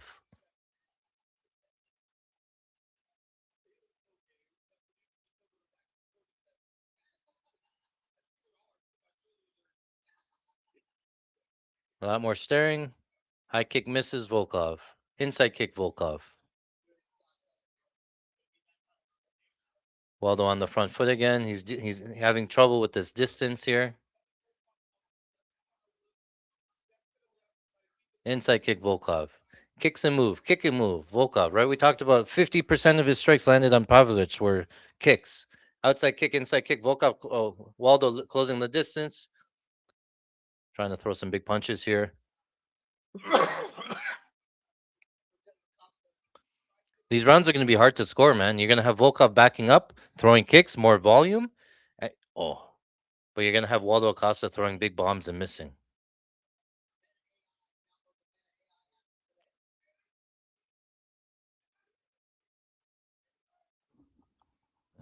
Trying to get this live line still. Waldo's still looking for that right hand. Kick to the body, Volkov.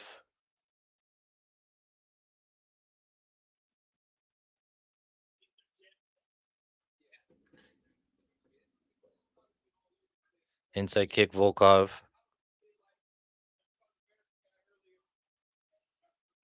Outside kick, Volkov. Outside kick, Volkov. Uh-oh. It is all over. My stream froze. um, yeah, I don't know what's going on. Hold on, my internet's crapping out or something, but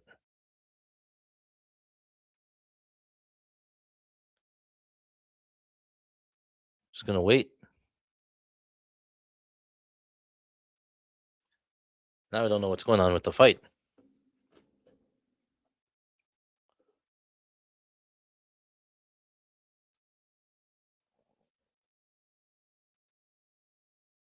Waldo's still the underdog. Hold on. Let me see if I can get it. All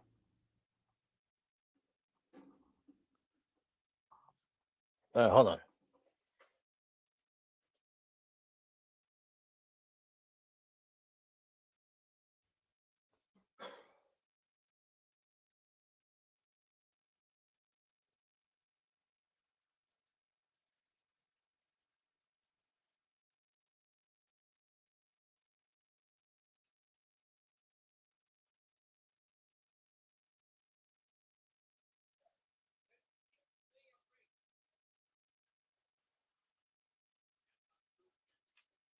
All right, we're back.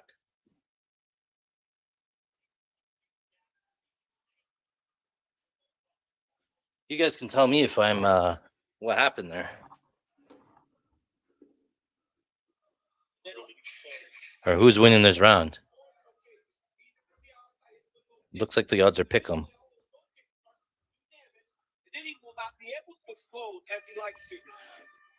Significant strikes looks to be here. Look, Volkov's landed 2 head strikes on ESPN, 9 to Waldo Acosta, 10. I don't. Yeah, you're gonna. That's what I said. You're gonna have some hard time scoring these rounds.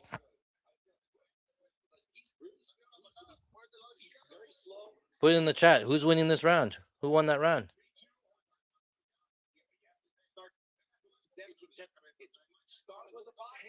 This is why you play the KO only.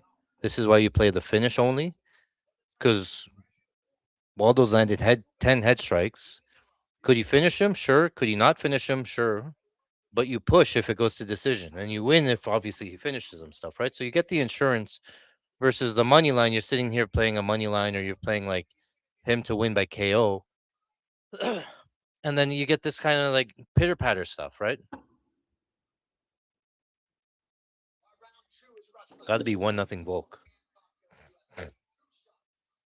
I missed about a minute and a half. I don't know. Based on 3 head strikes, I don't know.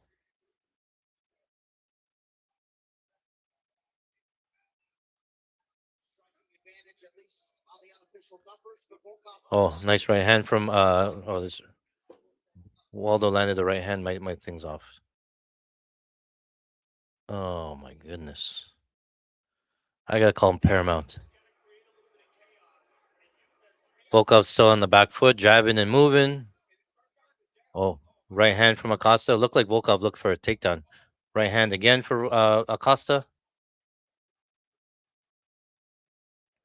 Outside kick Volkov.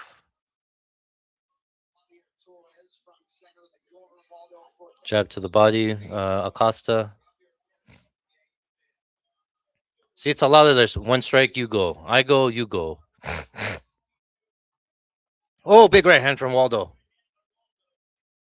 I'm going to take Waldo minus 135. 1 unit. I went down to 154. I got Waldo 154 for a unit. I think he has way more upside. I think round 1, obviously, I didn't see it, but I thought it could be close. He's landed more head strikes, and I think he's winning this round so far.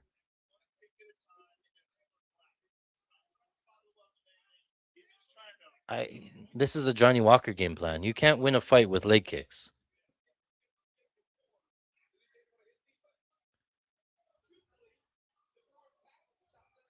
See, Tim says Volk's hands are so slow. That's what I said. I think Volkov's the better striker, better fighter. He's just so slow. And I couldn't lay big juice on Volkov looking so slow against somebody that has power and speed.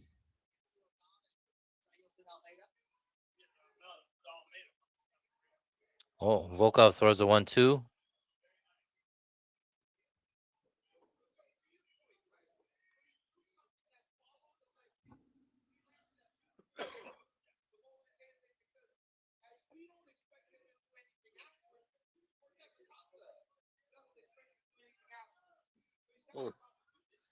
All right, so Costa's still on the front foot here. 2:38 to go in round number two. Still orthodox versus orthodox.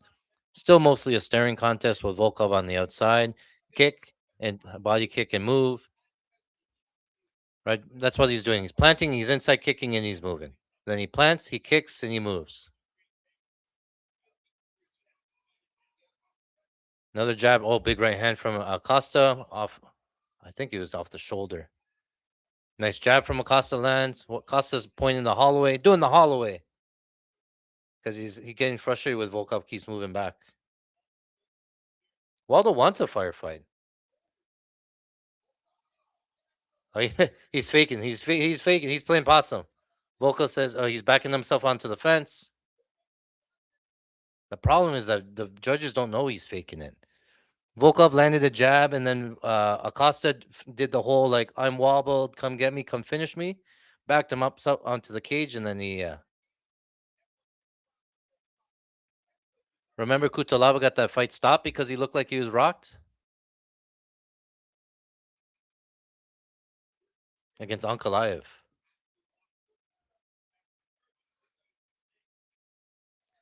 Yeah, Rogan and DC are saying he heard him. He heard him. They fell for it. This is gonna change the live line. I don't know what to do. Do the judges also think he got wobbled, or they know he was fucking around?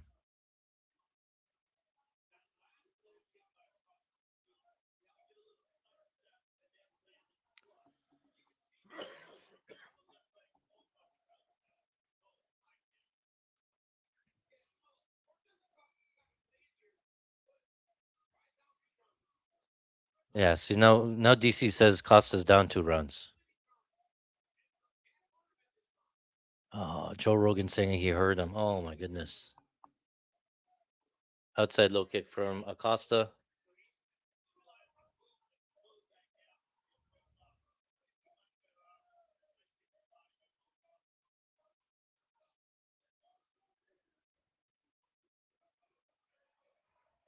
Nice right hand from Costa lands again. Jab from Volkov lands. Outside kick Volkov.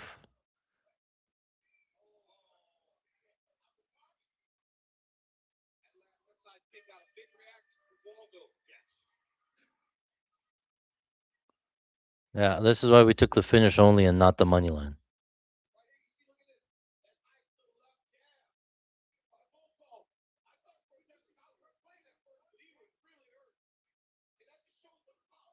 DC still thinks he's hurt.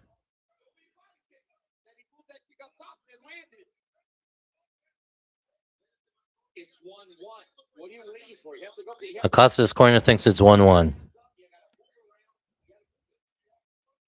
Yeah, see now the live line's plus 190 Acosta. Here.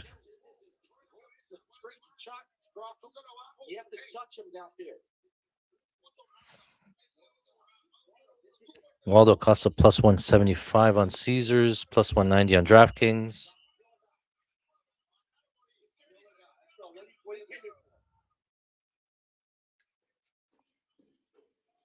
Next week, featherweight contenders Arnold Allen and Melchizael Costa are the men on the marquee front Vegas main card.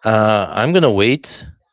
I might take Acosta here in the third round when he gets to like plus 600, plus 700. I think the market thinks he's down 2 rounds. If it's 1-1, he's not plus 220.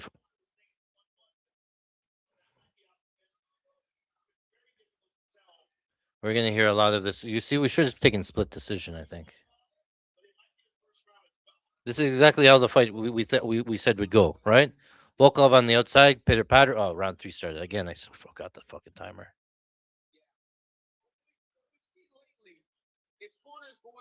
I think it went like that. Kick to the body, Volkov. With a nice kick to the body, content to just continue to pick his spots.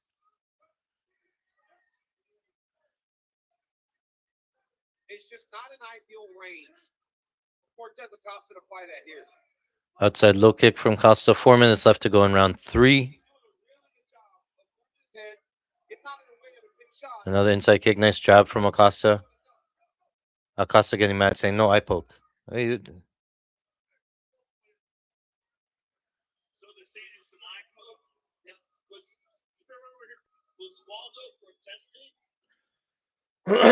stopped it because of an eye poke. Let me see here.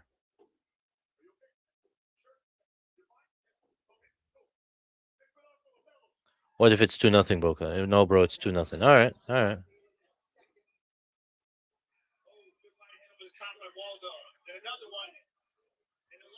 I missed part of round one. Round two, I don't get. Oh, fuck, he's coming. Acosta's coming forward now.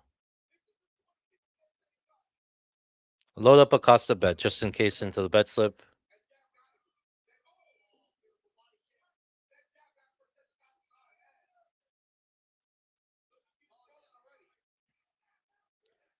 Volkov's nose is bleeding.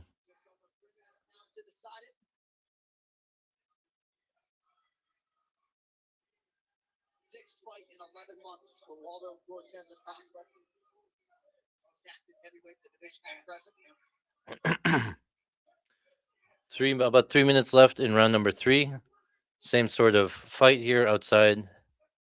Single jabs from Volkov, kick and move, stick and move, kick to the body. Oh, right hand from Acosta lands.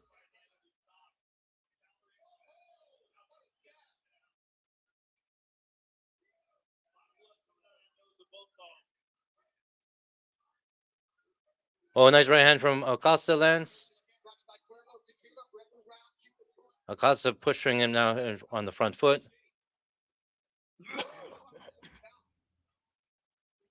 DC saying, oh, nice uppercut from Acosta.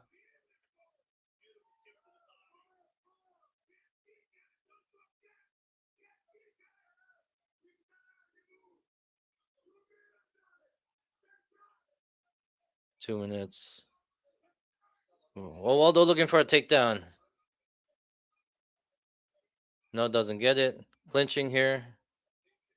Volkov pushing Waldo up against the fence. Clinching. Acosta switches the position. Knee on the break.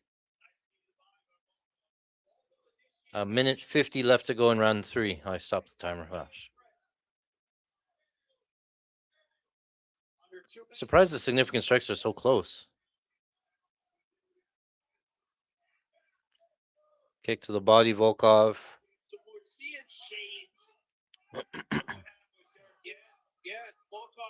See the even the money line's even, right? I thought I was gonna get big plus money here.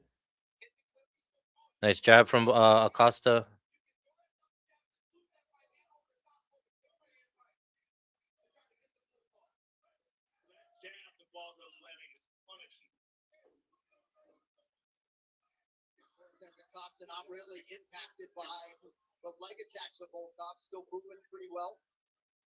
I think this is an Acosta round too. Jab from Volkov. Big right hand misses from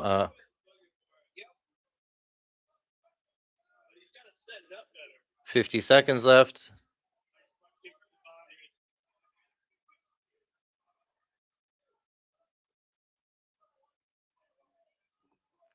I don't even know if it's so clear that he won round two. I saw all of round two and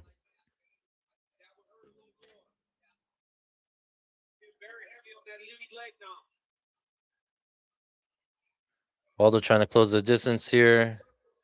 20 seconds left. Wall's backing him up. Volkov circles out. Volkov's clinching. Waldo's throwing some big power. Oh, that right hand's right there. 5 seconds left. Oh, he threw that big right hand again. He missed. A big right hand again. He missed.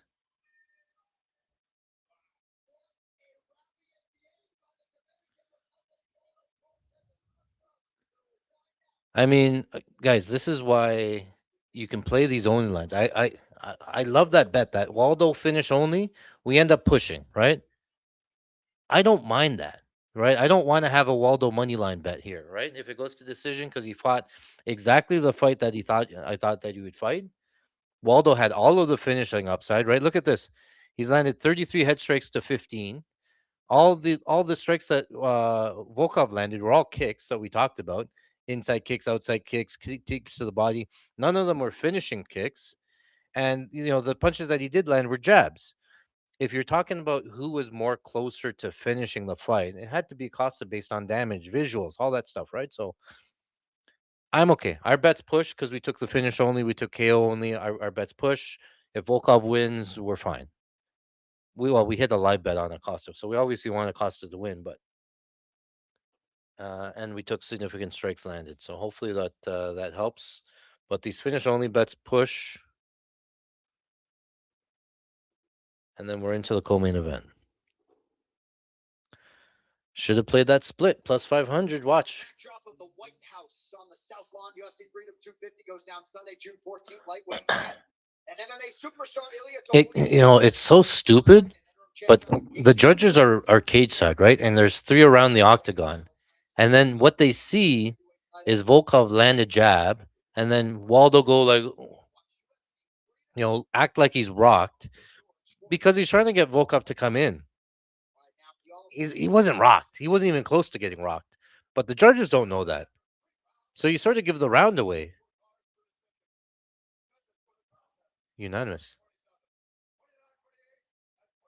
Waldo. Has to be Waldo. Waldo. 30-27 Waldo. Wow. 30-27 Waldo. Or Volkov. Yeah, it wasn't good enough. It was unanimous. Volkov.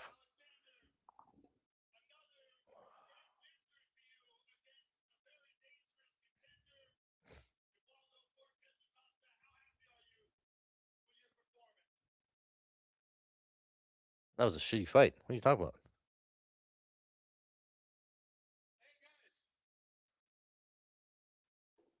I just want to say a very important thing right now.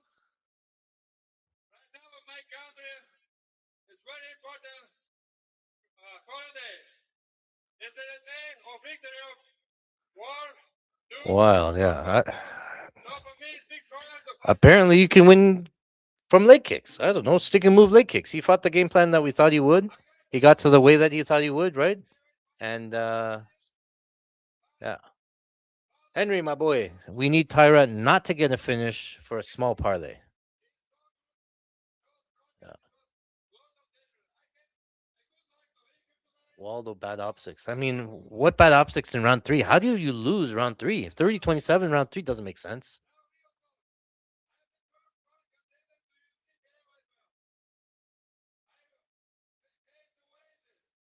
I mean, I thought he got gifted the Almeida fight, right? He got controlled for 11 minutes in the Almeida fight. They gave it to him. The Gain fight was close. I thought that Gain, everybody called robbery in that one. I thought that Gain eked it out there, but again, Volkov looks super slow. Alex Pereira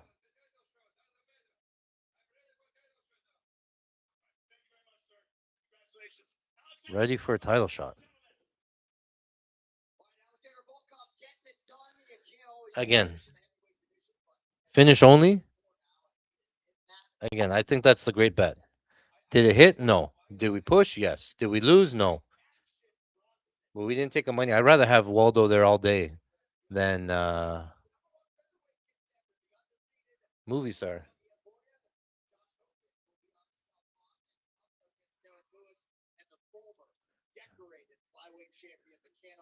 Pantoja. All right.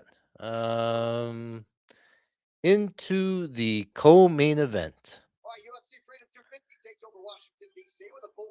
All right, let's break this one down. I'm not going to try to persuade you one side or the other. I see the case for both sides, right? I think that Tyra is a very good fighter. I think that Van is a pretty good fighter. Um, Brady's on Van. Let me see how much I have on Van and see if I want to add up to it. Money line. We have Van decision and Van. Do we have any parlays ending with Van or anything? Oh yeah, we took the fight starts round 3. Um, yeah, I'll show. Okay, so let me talk this one out here for sub only. All right, let's move this one down. Let's go into stats. Let me break this one down for you guys.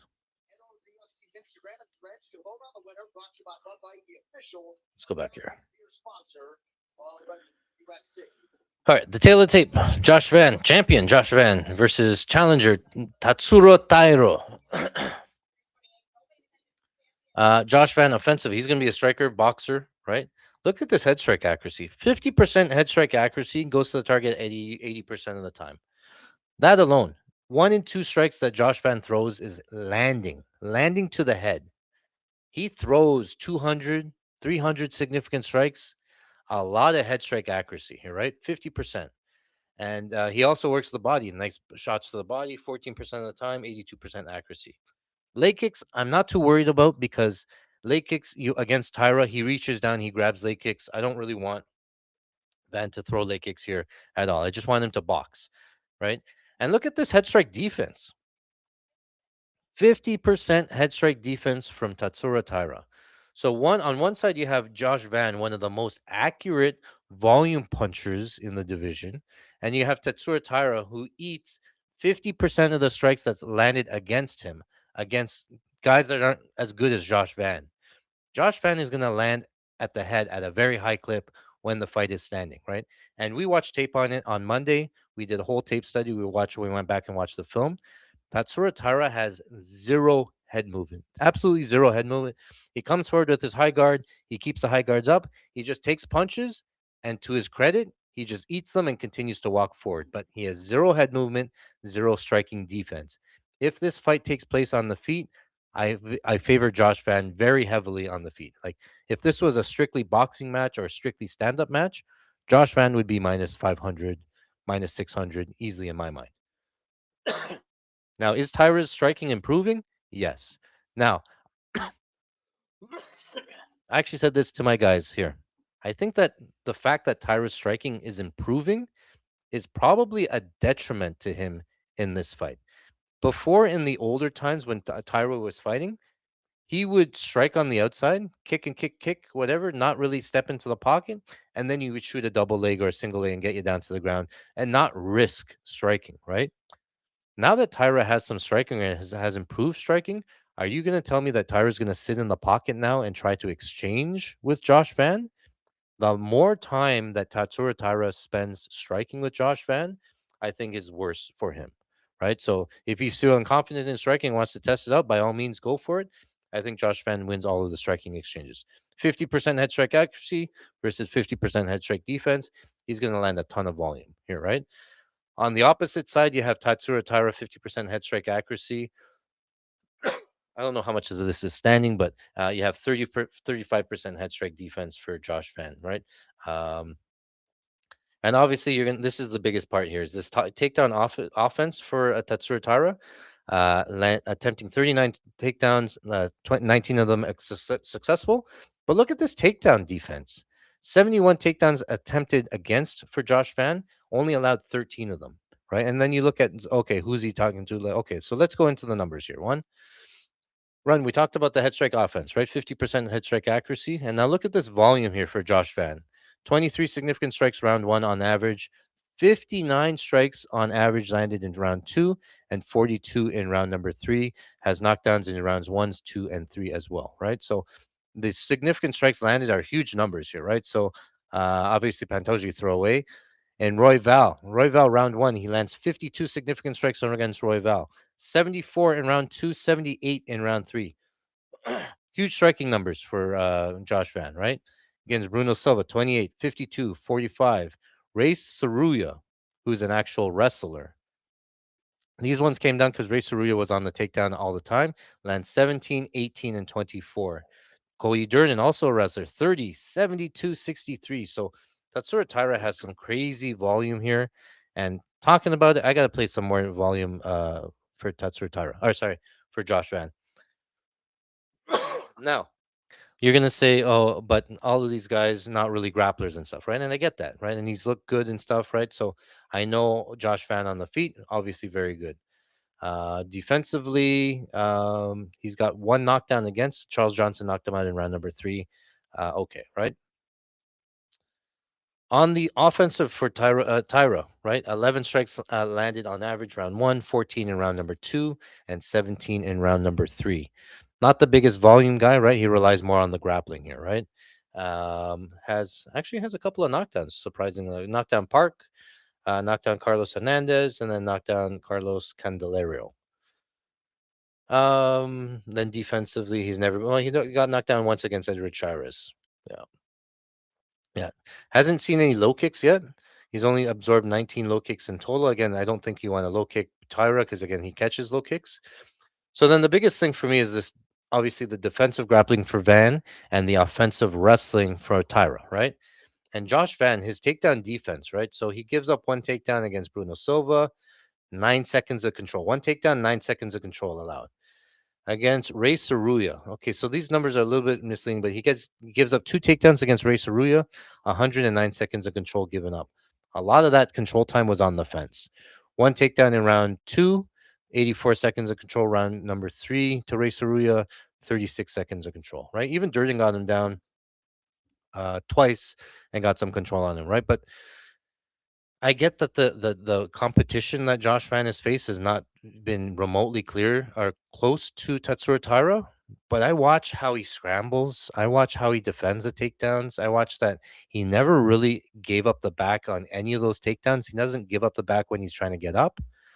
I think that Josh Van his takedown. I think I'm higher than most on Josh Van's takedown defense. Now, with that in mind, going back to Josh Van in a striking match that I think should be minus 500, if I favor Josh Van to keep the fight standing, it makes sense to play Josh Van here, right? And then you look at Tatsuro Taira in terms of his offensive grappling, right? He's getting multiple takedowns on all these guys, immense amount of control here, right? Um, Moreno, 213 seconds. Hong Young Park, 236 seconds. Brendan Royval when he got him down, right? So often the times, especially if he can get to the back, it's one takedown and it's a round, right? For Tyra, he'll stay on the back, he'll wait there, he'll try to choke you, all that stuff, right? So I definitely think that he could have some control time here. Tyra's fought the better names. Brendan Moreno, yeah. Okay, so the thing with Brendan Moreno that fight, right? Brendan Moreno was actually winning round number one, I thought, and doing okay. And then Brendan Moreno in that second round actually goes to engage in the clinch with him, and then Tyra has actually a good clinch game. I think goes outside trip, gets the back, and then gets the mount and ends up finishing him and stuff like that, right? So, um, against Brendan Royval, that one was a bad look for me. For me, like Brendan Royval to me has worse takedown defense than Josh Van. He has similar volume than Josh Van.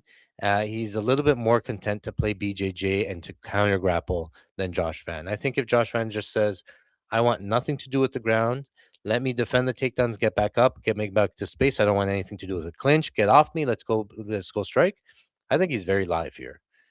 And again, I did all this tape study and stuff. I took Josh Van against Alexander Pantoja. Pantoja is very dangerous on the feet. He throws wild. He has a granite chin, all that stuff, and he has an elite backpack. We took Josh Van as a plus 200 underdog. We cashed. Obviously, that wasn't. I'm not using that to say, yeah, he beat Pantoja. Now he's going to beat Tyrant. I'm not just saying the reasons why we took Josh Van against Pantoja still exist here, and Josh Van is not, and Tyra is not as dangerous as Roy Val is on the feet here. So I got to go with Josh Van. I don't have any reason to jump on it. I would have liked to have seen more grappling from the Josh Van Pantoja fight to be able to say, yeah, he can fight out of it, things like that, right? So for me, in my mind, I think that Josh Van here or Tatsuro Taira, he's reliant on multiple backpacks here to win multiple rounds to win a decision. Could he submit him? Sure. Is it likely? I don't know. I'm fading the Tatsuro Taira submission because I think that's his most likely path. I think it's lower than what the odds suggest it is. So I'm taking everything else other than the submission here. So, for example, let's bring up the odds here and take a look. Yeah, even Moreno had success in the pocket. Both guys engaged in the grappling. That's what I'm saying. Like in that fight, Moreno was winning the stand up. Moreno was landing clean shots. Tatsuro Taira doesn't move his head at all. And then He gets in close, he gets into the clinch, and it's Moreno looking to double underhooks, looking to clinch. Moreno was the first one to clinch, and then it was Tyra looking to counter to clinch, and then he goes outside trip. He starts that whole process, right? If Josh Van doesn't do that, I think it's going to be really hard for Tyra to get takedowns. Um, I do plan on live betting Josh Van. And I think that at some point you guys think that he's going to get takedowns. I think he will get a takedown, and I think that's where Tyra is probably going to shoot up to minus 300. I'm looking for a plus 200 live bet on Josh Van at some point today. I'm going to add a little bit of Josh Van while we're talking about it. We'll add half unit because we want some more Josh Van. Moreno and Royval both tried to sub Tyra. Yeah. Royval got to the back. And he still lost that fight against Royval. Van, most significant strikes.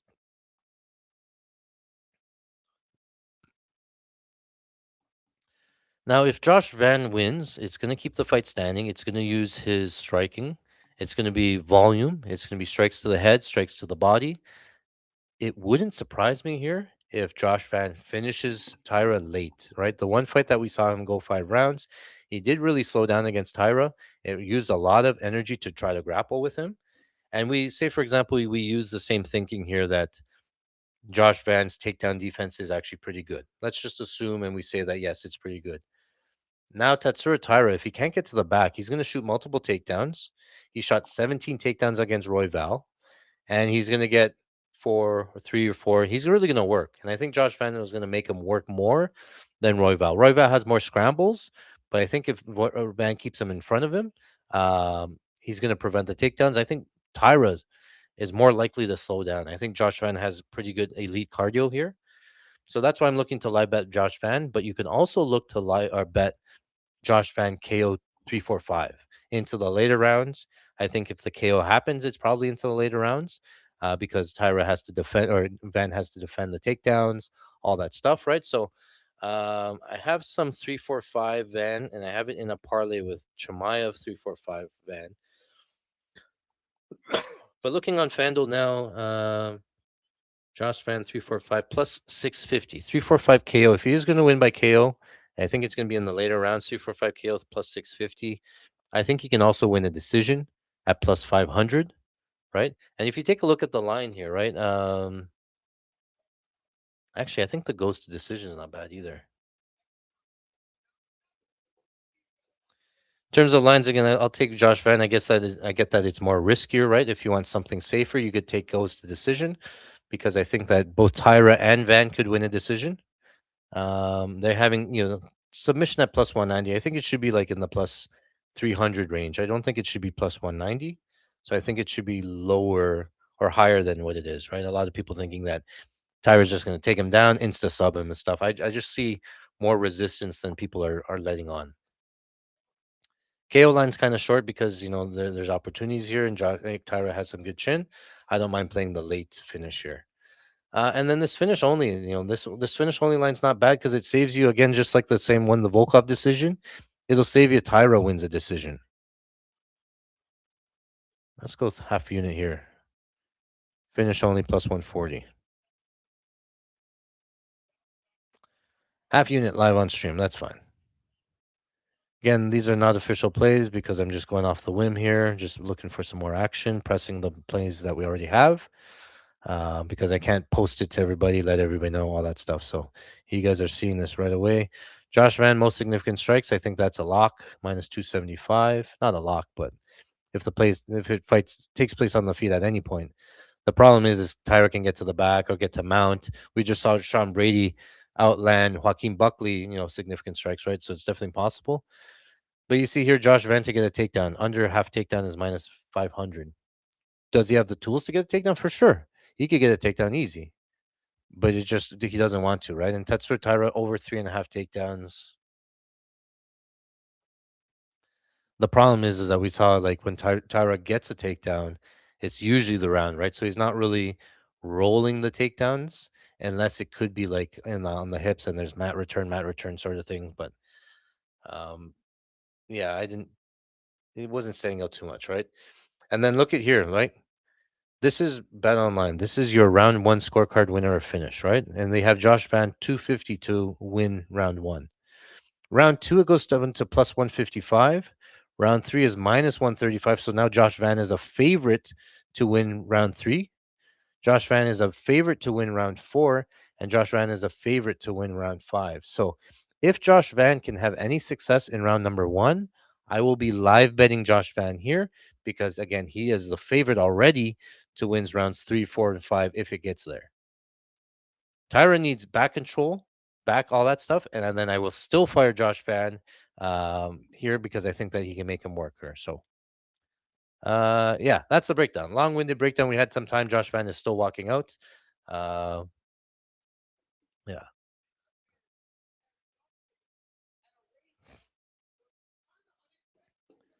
I did see an interview with Cody Durden this week. He talked about how Josh Van is extremely dense. I've heard that about a couple of fighters, GSP being one of them, and Yoel Romero, just solid muscle. Uh, very dense, like very hard to get to, sort of thing, right? So I think that Josh Van is stronger. I think if he gets to the position, Tyra's best case here is get to the back, put it in the body triangle, get to the back, try to find the rear naked choke. I think just the grip strength alone, being able to control the wrist on wrist, one on one, two on one, sort of thing, prevents the choke. So I don't know. I have this sneaky suspicion that I don't think that Tyra subs, and I think you can play like it's not here on Bet Online, but you can play like Tyra not by finish. Actually, fuck, I forgot to play it. Oh no, I don't know if I saw it all week. Hold on.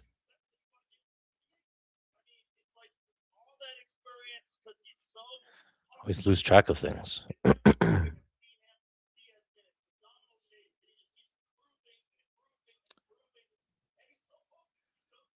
All right, let me get this in. Hopefully, I can get it in now.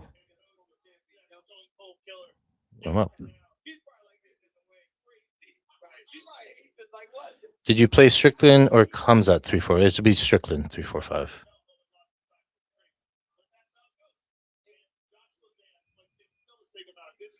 That's his win equity. Is Strickland needs to find a finish 3-4-5, potentially win a decision.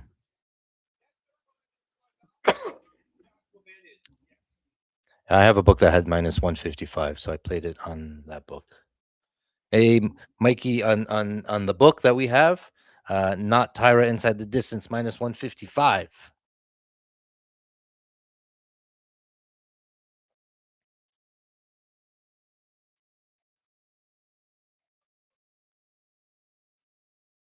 All right.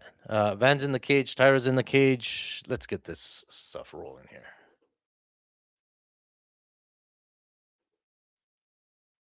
So you're going to see Orthodox versus Orthodox. You're going to have Tyra again feeling out the striking a little bit, and then Tyra shoots within the first 3 minutes. I think. Will he get the takedown? I don't know, and that's going to drive our live betting here. If he gets the takedown easy and he fucking just gets to the back, I'm going to hold off live betting. But if Van really makes him work, really struggles for the takedown, then I'm more likely to play that.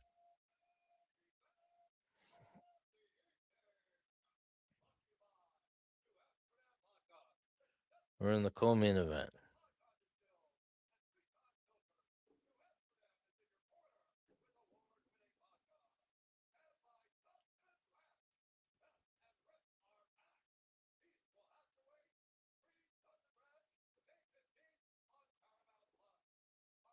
What? Ranch? French? Saul Diamato's in the corner. Let's get some weird stuff.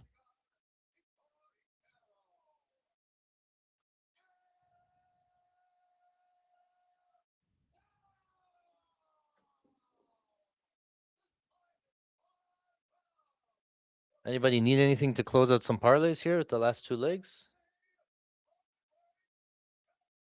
Anything big going on? I've got boys here. Fandel had Volks have Acosta TKO.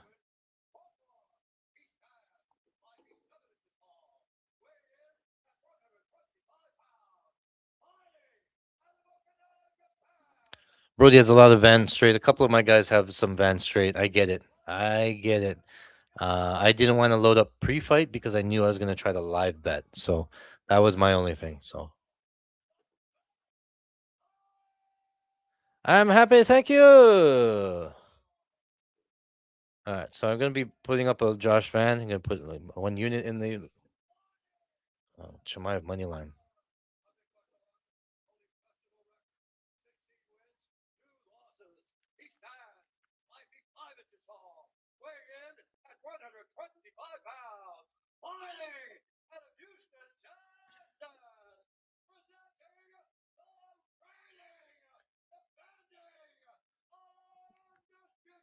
Is every can you just call anybody reigning, defending, undisputed? Like he won the belt, but I don't know if he's defending.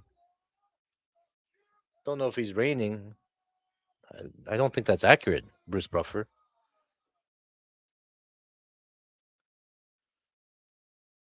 All right, so we played some of those takedowns every round, right? Tyra takedown every round, Josh Van significant strikes every round. Maybe we hit both.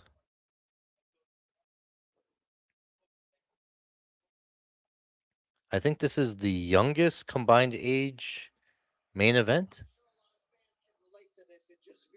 Where do you get 345? Oh, FanDuel has 345.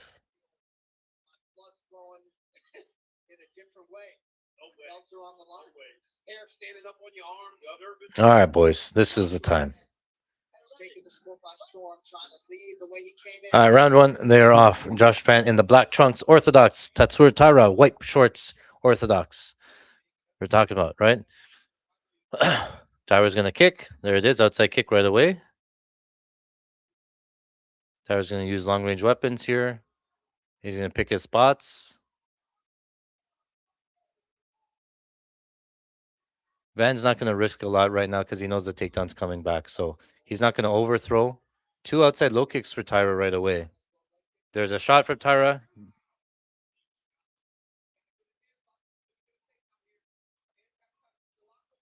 Wow, nice takedown. Takedown for Tyra into side control. That was a big take. It looked like he was going to defend right into mount. Tyra right into mount.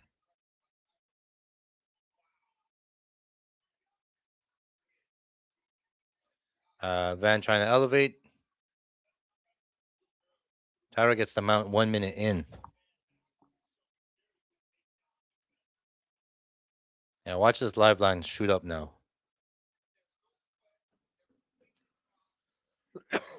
Plus 250 Van.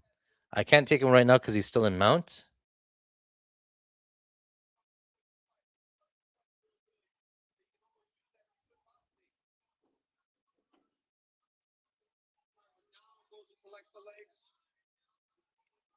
But there's that 220 we were looking for.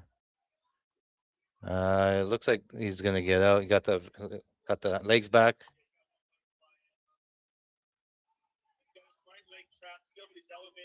I'm gonna take Van plus 250, 1 unit. 1 unit plus 250, exactly what I wanted.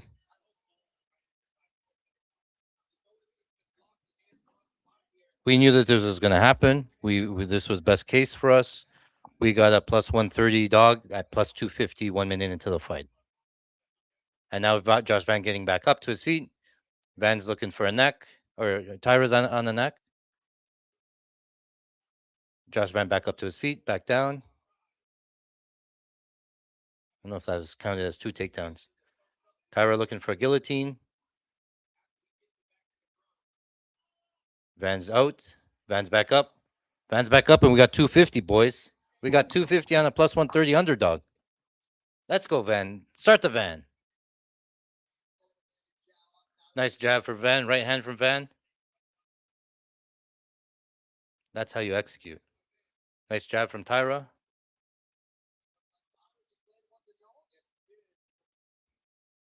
Outside kick from Tyra.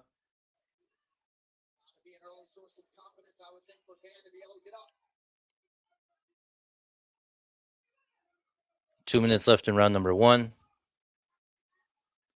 And Who's doing more damage, guys? Who you like? Oh, nice jab from Tyra. Tyra in on the hips again. Tyra gets a takedown again. Tyra trying to hook the legs.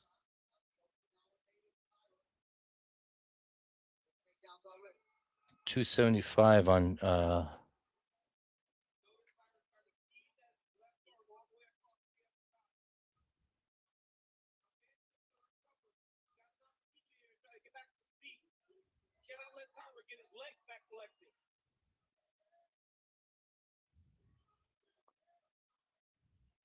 275 on Caesars. Now it's off.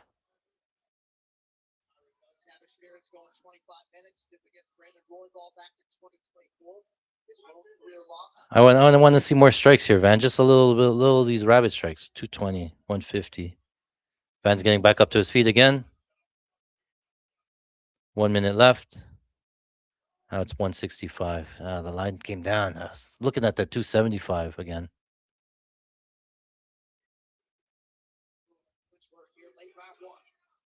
These next couple fights that are going to be determined by when the lock is gained, and if you can gain the lock against the octagon side, then you have options. Sean Strickland has to make sure the hands don't lock. And Tyra takedown again. That's 3 takedowns for Tyra already. Tyra back into mount again.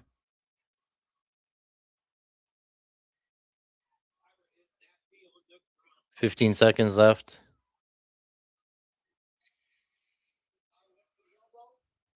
Josh Van going to get up again.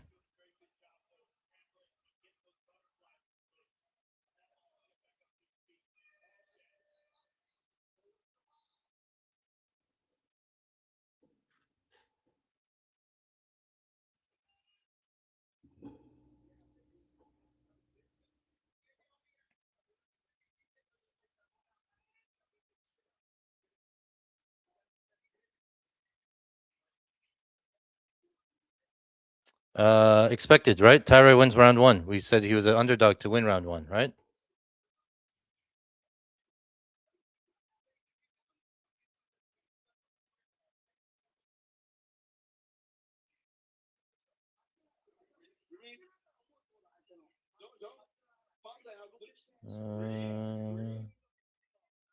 Your shackles are good. Your feints are good. Your takedowns are good. Keep doing that takedown. Keep doing that takedown. Keep doing that takedown, they said to Tyra. Thing is, Tyra needs to do that for 2 more rounds now. I think Van is going to get gas defending. I think Tyra's using more energy here. All right, they're back.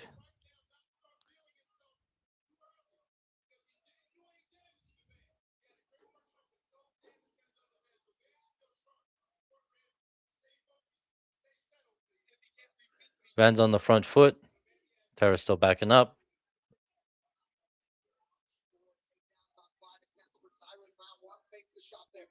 Van's corner was very encouraged after round 1. Van needs to get back to popping that jab, and Tyra's got to get back to those calf kicks. Those calf kicks are very good early in the fight. Nice jab from Tyra. Calf kick here from Van. Tyra in on the hips. Defending. Couple of strikes here from Van.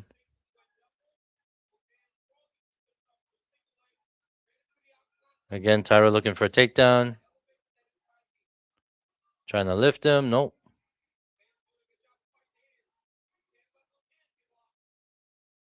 Van defending the takedown well. Tyra looking to clinch. Van, nice knee from Tyra. Back out to space though. Nice jab from Tyra. Nice uppercut from Van. Left hook. Nice right hand from Van. Right hand from Van. Nice jab from Van.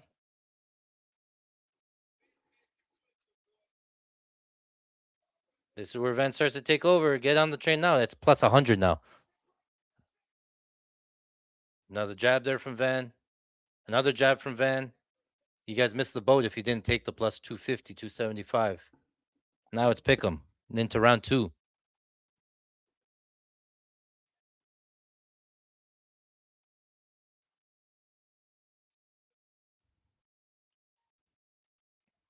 Tyron takedown, outside trip, gets a takedown.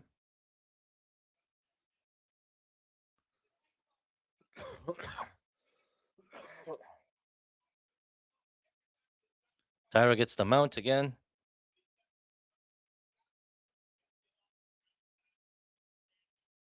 Caesars has plus 250 if you missed the 250 before.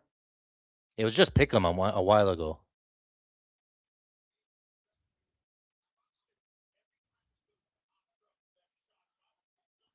Josh Van elevating here, trying to get the hit, trying to get the feet out. He likes that hooks. He hooks the feet well when he hits when he hooks mount. Van's gonna elevate, knee shield back to butterfly.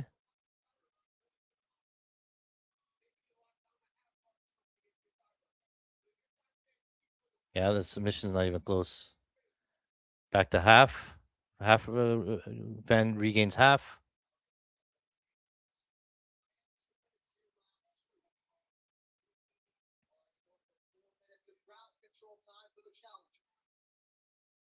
It's very clear to on the feet, while Tatsuro Taira has some ability, he cannot strike at the rate of Josh Van. Josh is so efficient, and the technique is so smooth. Hooks the leg again. Touch Rotara and mount again.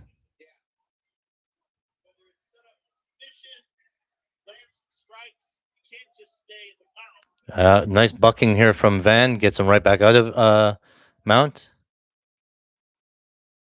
Van trying to get out the back door.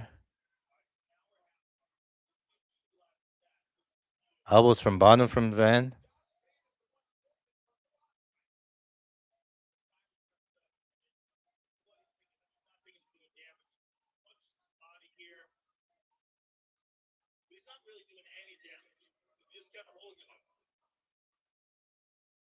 Is who's winning this round, boys? Josh Van landed some big shots on the feet. How many units deep are into Van Moneyline? A lot, I guess. 2, 3 live, something like that. Van's getting back up. Van's trying 35 seconds. Lets it go. Van's back up again. Nice jab from Van. Right hand, Van knocks him out. He's out. He's out. Oh, Tyra's surviving. He's gonna finish the round. 15 seconds left. Van's exposed, guys. He fucking knocked him out. 10 seconds left. Boys, it's 1-1. Van is now a favorite. Now a favorite on the live line.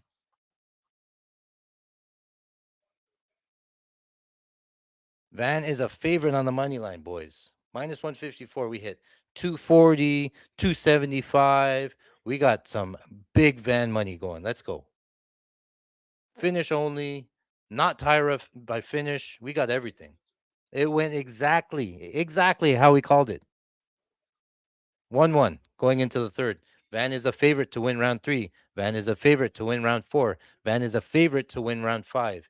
And it's 1-1.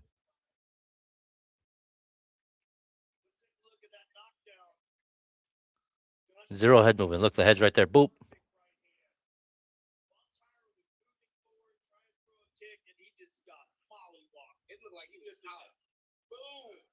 Should have been finished. He went fucking out.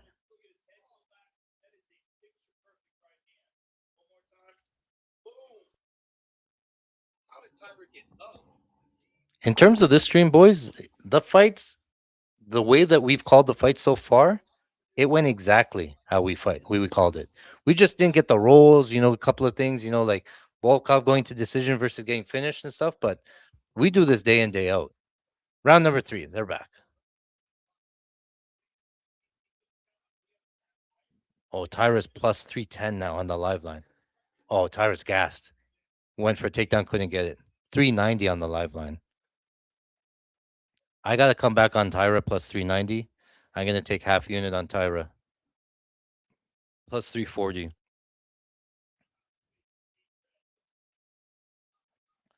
Plus 340 on Tyra for half unit because we have Van plus 275 to all this stuff or whatever. Now we should be free rolling pretty good.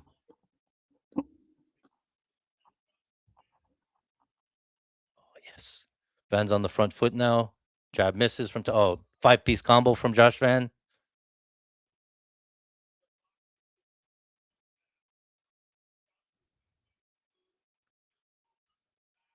Shoots a takedown, stuffed, easy. The takedowns it comes so much harder now for Tyra.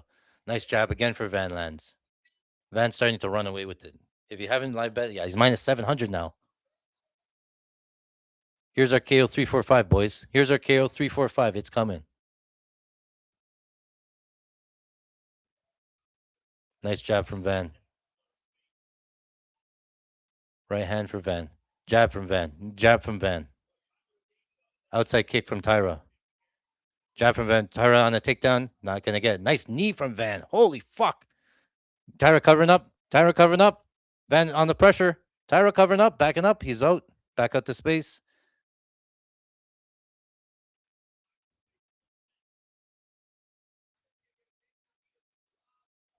Nice jab from Van. He is a punching bag. Tyra became a punching bag in round number 3. Uppercut from Van. It's yeah, it's beginning of the end. What's the live bet on? Oh, he got rocked again. Van's on top. Ground and pound, ground and pound, ground and pound. Covering up. Tyra surviving. Ground and pound. Josh Van on top. Referee's close. Referee's close. This is fight starts round 3, right? We hit fight starts round 3. Van with the takedown. Van with the takedown. I knew it. I was like, I can't lay minus 500. You fucking get. Oh, Van with the sub. Oh my God, no. Don't do it. What are you doing? Van's going to sub him? Why? Why? Why? Van's going to try for a sub. Oh my God. Can you imagine? Oh, just fucking pound him out. Why are we trying to sub him? Oh, he got it. He's under the chin. He tap? Oh, they're back outstanding. Josh back on the front foot again. Minute 50 left in round number 3.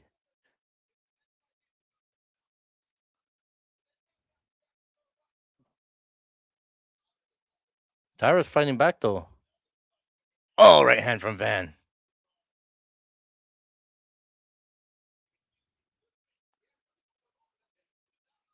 Oh, right hand from Van again. It's so he's minus 500 in a striking match. Maybe minus 1,000. He's so much better striking.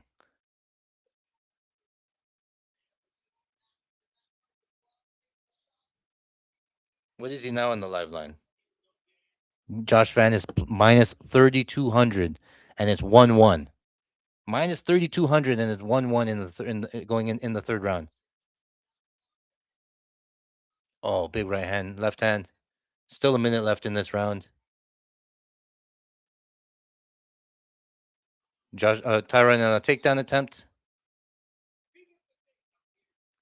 Hands locked behind the hips. Oh, nice takedown defense. Moves the lock up. Now it's behind the back. Van at 90 significant strikes already.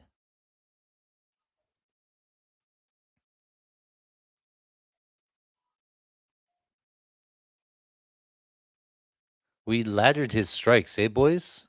I wonder what his strikes are at. Oh, Tyra gets a takedown. Tyra gets a takedown. Van's back up again. Van's instantly back up. 10-second clapper.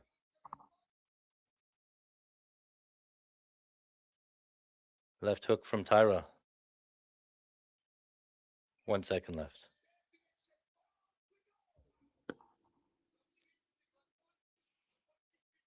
Oh, Tyra did get a takedown that round. That's right. Yeah, we're 3 for 3 on takedowns for Tyra. 3 rounds, 3 takedowns. Oh, big knee.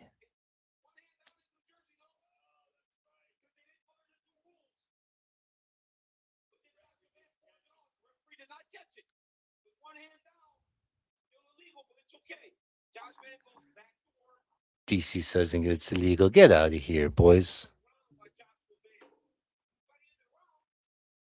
Can we just say that we read this fight perfectly, just like all the other fights?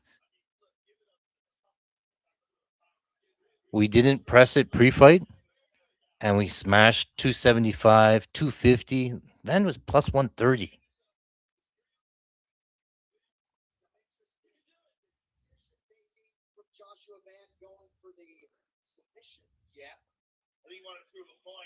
Fucking almost subbed him. What's your scorecard? Yeah, I got 2-1. I could have been a 10-8 round. It might be 3-1. Maybe because Tyra gets the takedown later, but he didn't do anything with it. Yeah. Round number 4. Ben says I'm best in the game. I don't disagree. Oh, Van's coming forward. Tyra's coming forward now. What?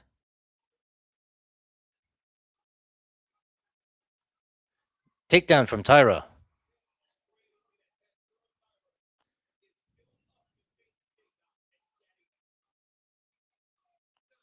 What is the line? What? Am I seeing Josh Van plus 150?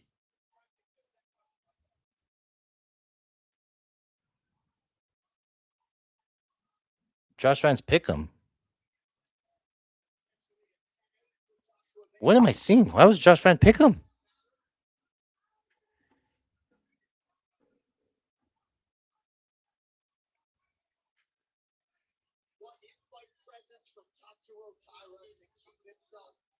-105.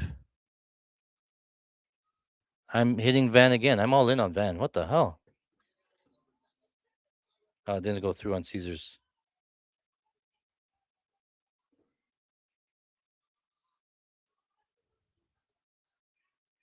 How is the odds so close? What am I watching? What do you Tyra's and Mount? Is Van slowing down?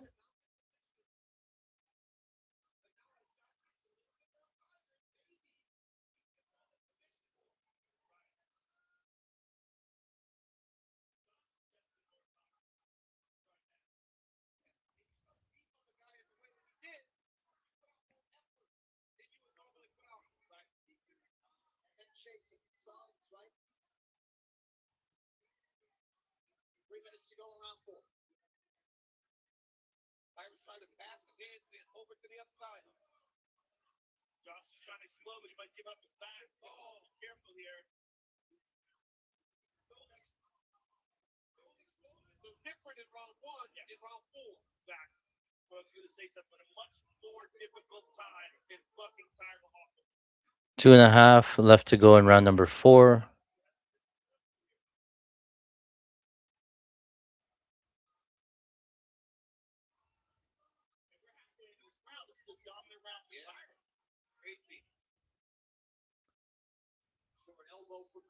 I wonder if it could be a draw. Where's the live bet on draw? Oh, Josh Van on top. Triangle, triangle, triangle, triangle. Oh, his hands in. His hands in. He's out. He's out. He's out. He's out. He's out. Josh Van's up.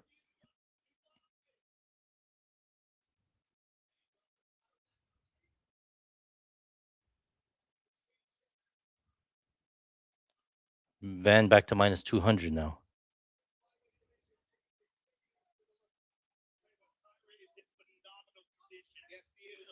At DraftKings. Josh Van's landing right hands.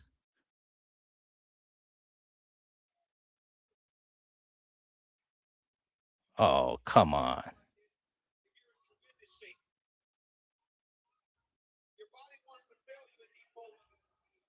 I used a profit boost. I got draw plus 6,500 for $10.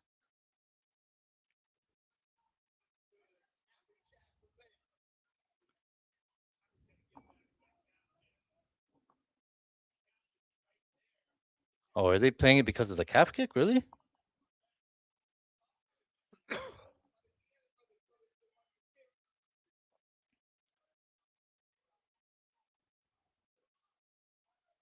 Josh Van back down to minus 250. The live line's going all over the place. Tyra shoots a takedown, doesn't get it. Nice knee from Van. 42 seconds left. Best case, boys. Best case is it goes to round 5. Tyra gets a takedown. Van gets back up and then finishes him. How's that? Can we get one of those, please? We are one Tyra takedown away from plus 1600.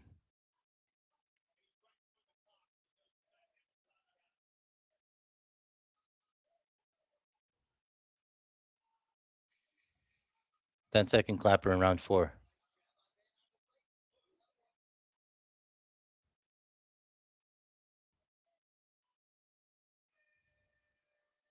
Round number 5.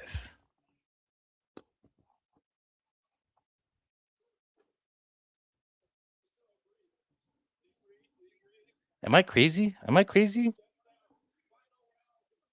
Josh Van is up like 4-1. No?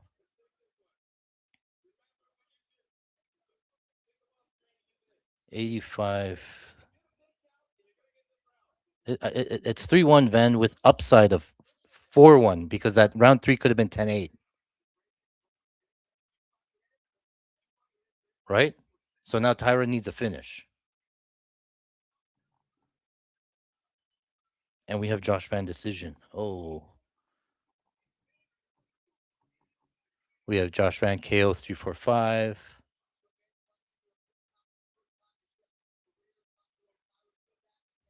Come on, boys. Come on. One more round. 5 more minutes. Give me one Tyra takedown and give me, I don't know, Josh Van either finish or decision. I'm good with either way. We'll take a takedown and then pops back up.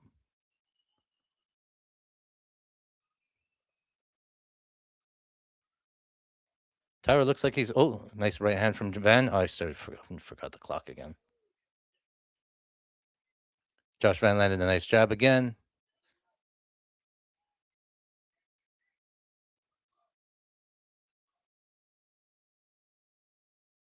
Josh Van on the front foot still. Last round. Outside low kick misses for Tyra. Right hand lands for Josh Van. Oh, they're clinching. They're clinching. Oh, not. Level change for Tyra. Oh, right hand for Tyra. Oh, into a takedown attempt for Tyra. Doesn't get it. To the hips. To the hips. Van defends. Oh, Van defends a takedown back out to space. Oh, oh, another takedown. No, doesn't get it. Nice uppercut for Van. Rips to the body from Van. Nice knee from Tyra. Oh, takedown attempt for Tyra. Oh, sprawl for Van. Oh, he's back up.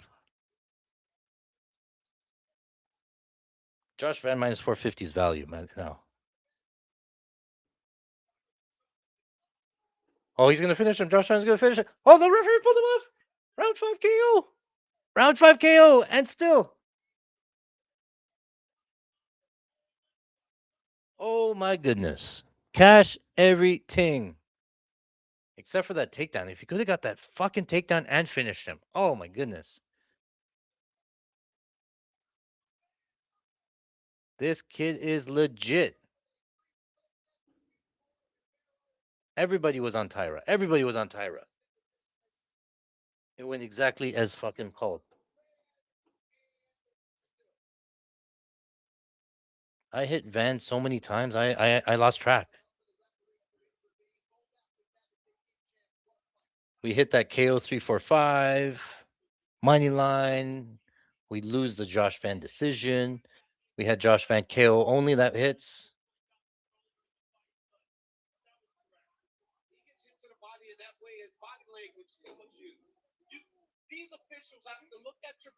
We're back, baby.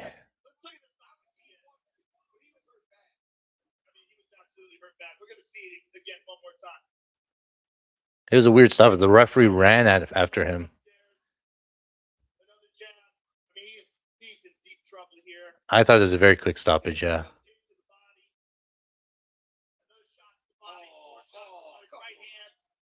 Yeah, yeah. He was going for a takedown. He was going for another takedown. Fuck.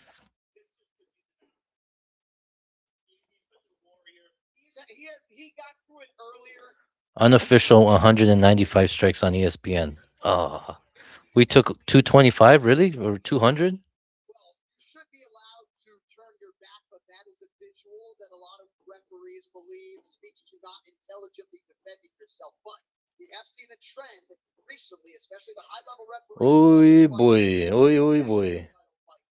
No longer.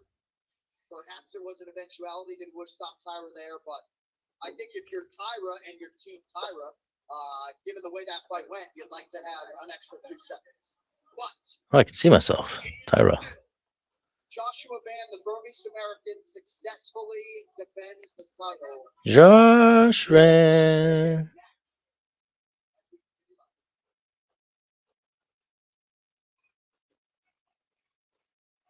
Where'd it go? Hold on.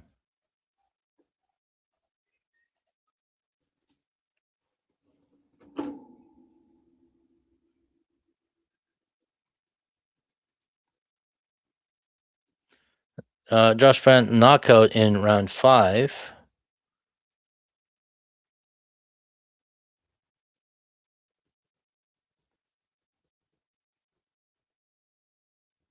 On May 15th, Beth and Ripper back in a new Yellowstone series. I was at least 6 units deep on Josh Van live.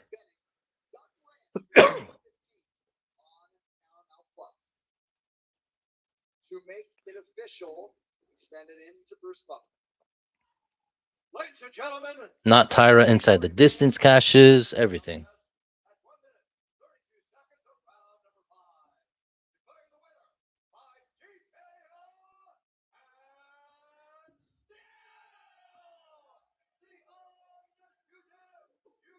When's the next time you're going to see Josh Van as an underdog? Now we need thumbs up strikes for a round robin. Oh, yes. Henry knows it. Henry knows it. Loves being on an island. That's right. That one fucking takedown. One takedown from thing.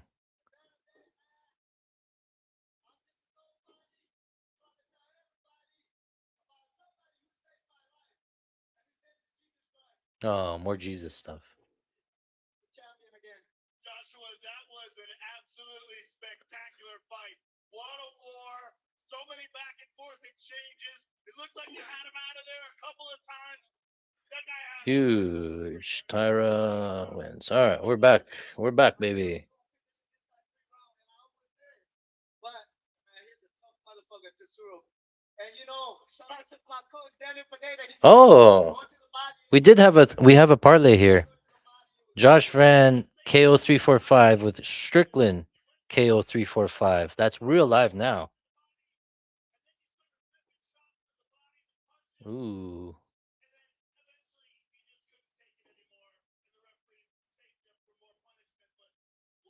Loses Josh Van decision.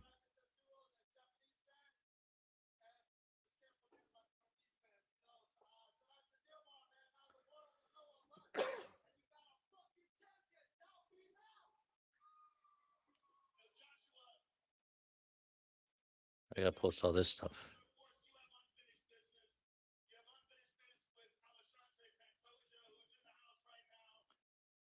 Now, after you see that fight with against Tyra, what do you think the line is now against Pantoja? Do you think you're gonna get plus 200 on Josh Van now? There's no way.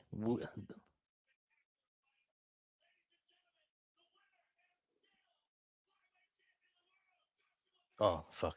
Hold on. My Patreon guys ran out of battery probably. Hold on.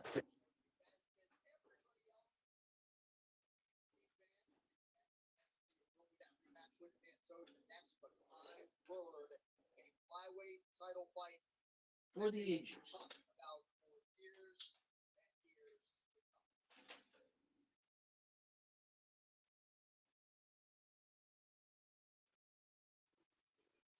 Well, Natsurdini Mabam could have been fighting for the middleweight title tonight. He is a most interested observer.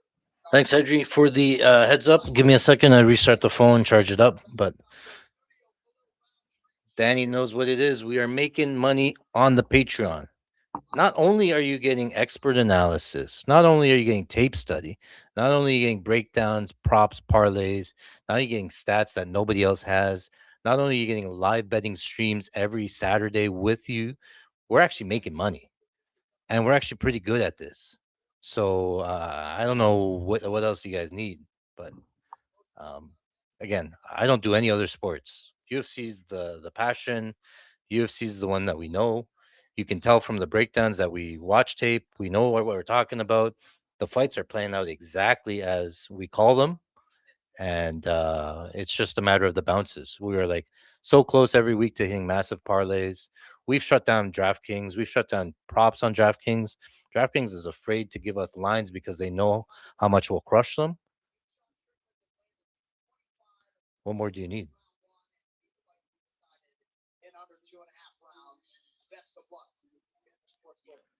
Josh Van. That was big. That was huge. Oh, let me post this. Hold on. Yeah, Josh Van.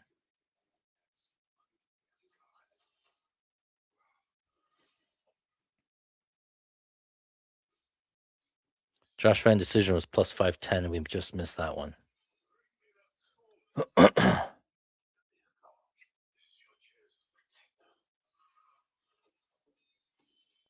don't even know how much. How many times do we hit Josh Van live?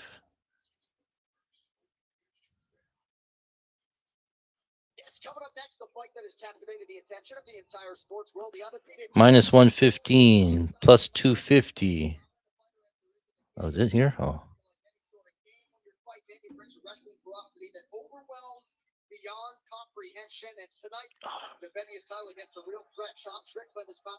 Hold on, I gotta post this. Fucking Josh Van here.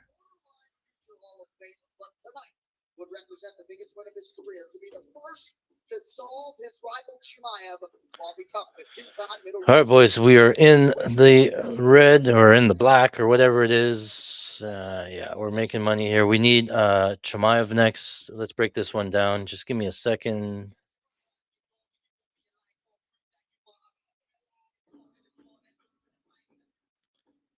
Got 250 for a unit. Minus 115 for a unit. Not this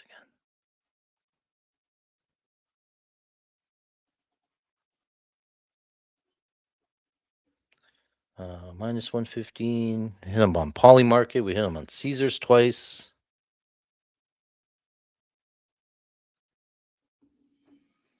What a night it has been here at UFC 328 Chimaev versus Strickland live from a sold out All right.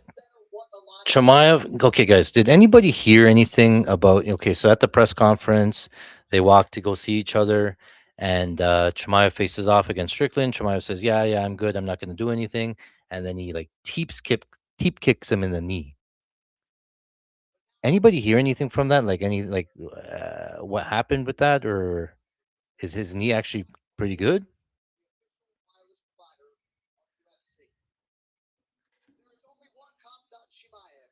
There's any chance that Strickland's knee's all messed up?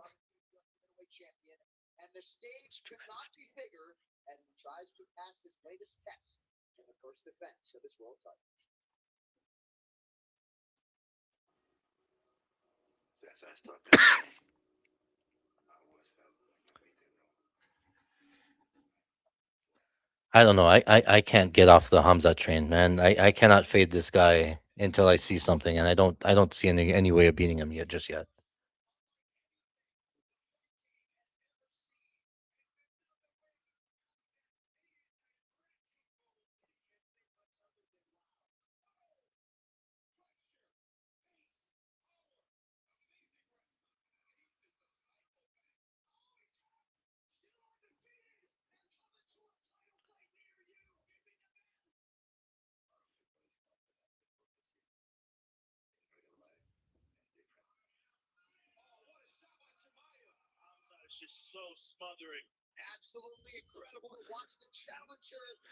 Strickland. So we need Strickland 345. Hold on, KO 345.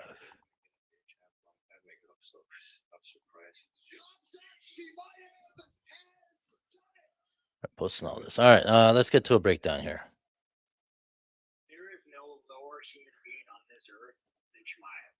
So yeah, one they're talking about how Chimaev used to like go and train with Strickland there, right?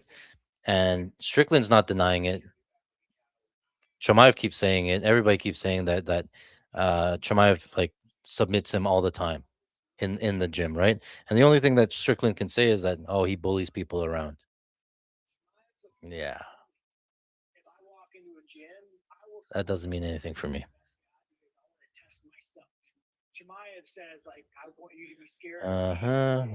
Wait, hold on here. Hold on. Still posting.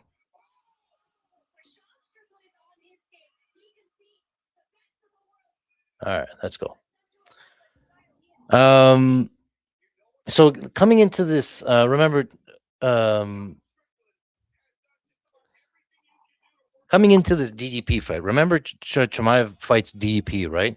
And everybody said the same thing going into the DDP fight that DDP is gonna wear on him, take him into the later rounds, and just maul him into the later rounds. He's tough to hold down. Remember, DDP was fighting whole BJJ teams and submitting guys. They would come in fresh, and DDP was amazing. DDP fought Strickland twice, grappled Strickland, controlled Strickland, and DDP got absolutely mauled for 5 rounds. And Chimaev got to mounted crucifix at least 3 times in that fight. He landed 500 strikes. They didn't stop the fight. They just let it go on. DDP was on flat on bottom and really didn't knew. Oh yeah, let me hold on. Let me fix the Patreon.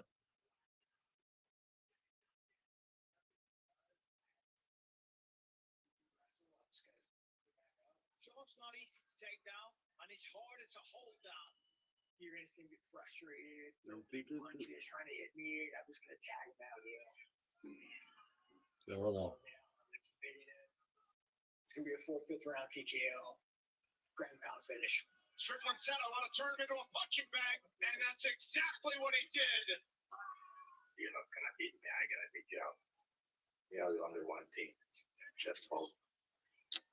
Oh,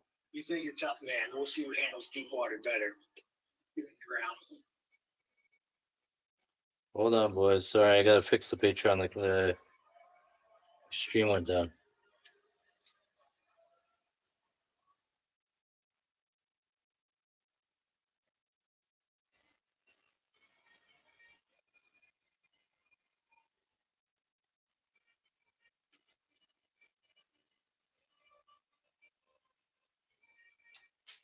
What's happening?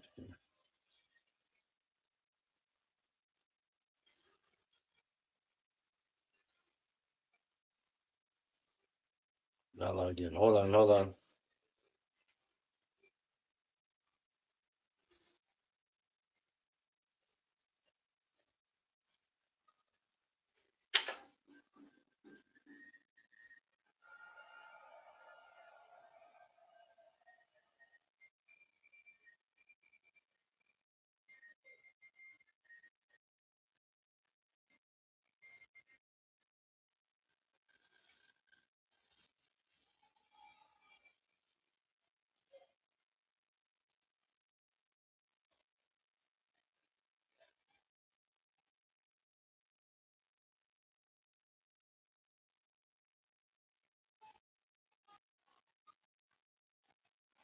Strickland.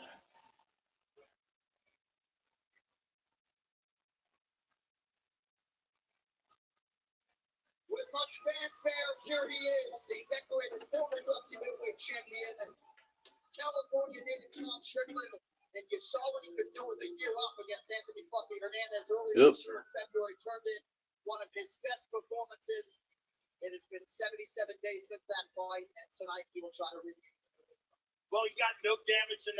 Sorry, boys, about that. We're back. In time for the main event. There you go. All right. Sorry, boys.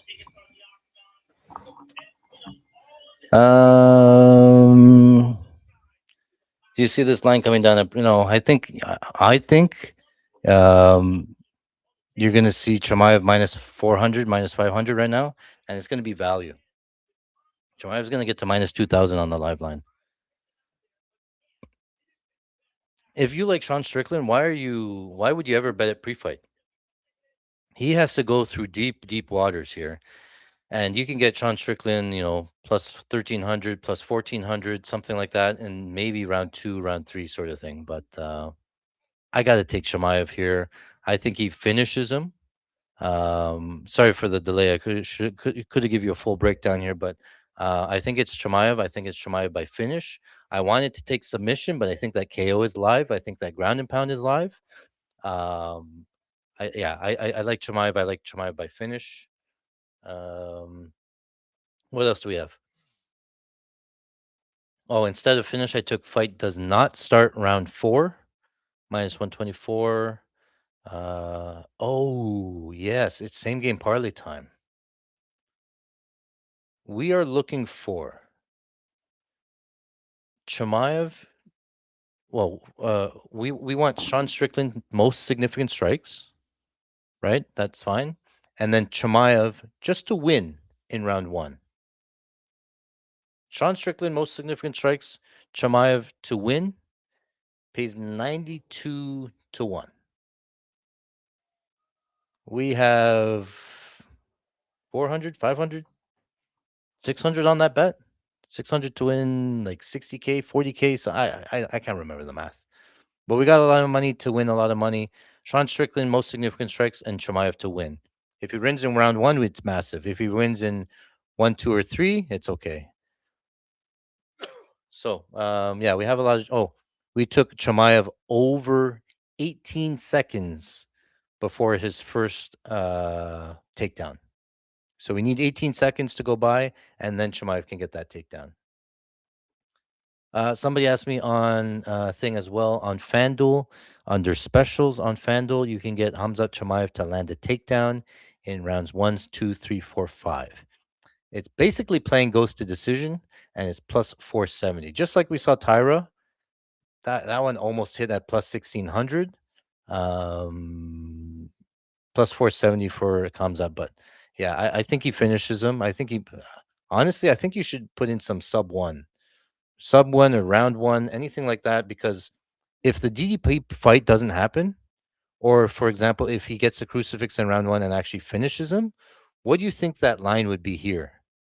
And I think everybody sees the DDP fight and says, "Oh, Chimaev can't finish him," all this stuff, right? But why not?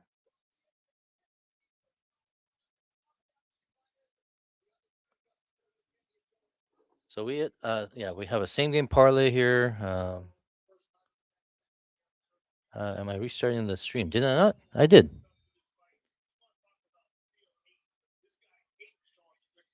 Yeah. It's back up now. No. Yeah, it's back up. KO is plus 400. So yeah, I can't pick between the two. I'm not going to tell you to pick KO and then he subs him. I'm not going to play sub and then he KOs him. I think he finishes him. I don't know what it is, but I think he finishes him.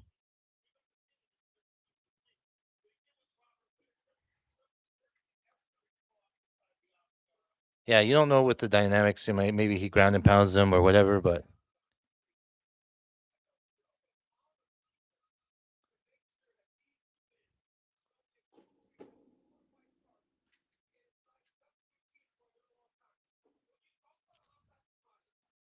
Chimaev's going to get this takedown here. He's going to move to mount like a dominant position, whether it's mount or sub. I don't know. Would he expect me? Like the difference, I think, is that DDP just laid on his back. They let Chimaev get to a position or whatever.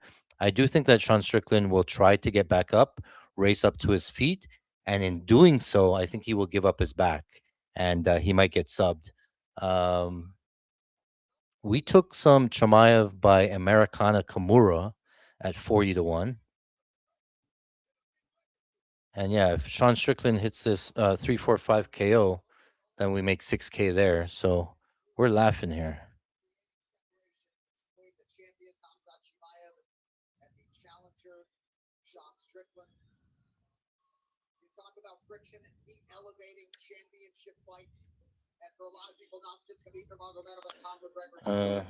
So here. Yeah, this is that, and maybe a little more. It's very close. But, look how calm Sean is through all this. This is one thing. Like the guy is able to maintain in all that chaos, maintain composure, and I think that's a giant factor in this fight. If it should get out of the first round, like look at him, stoic, calm, relaxed. So I guess worst case is Strickland decision. I mean, I'm so nervous. Minus 430 on the line now.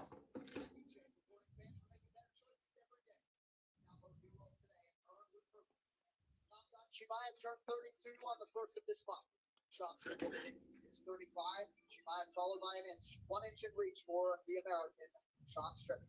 All right, now your main event introductions. Here is the All right, boys. Time for the main event.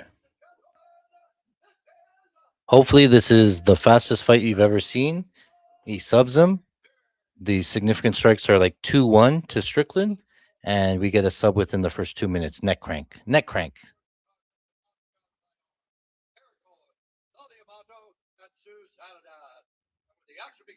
Boys, we need to count the significant strikes here, okay?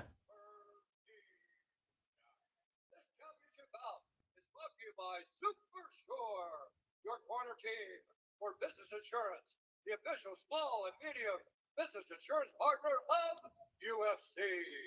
And by Masters of the Universe. Witness how he became He-Man. Masters of the Universe, only in theaters June 5th.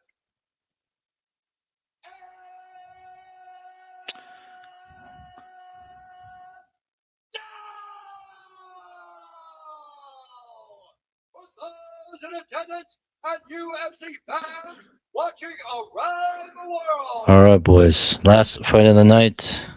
I do like that they moved the pay-per-views a little bit hour earlier, right? It's not super late, but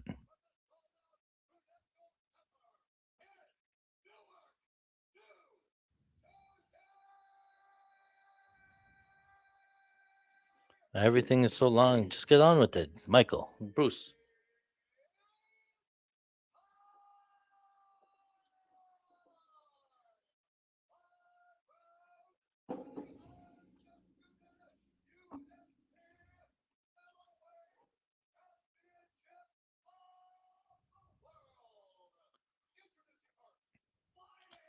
You're looking at the minus 450 right now on Chimaev.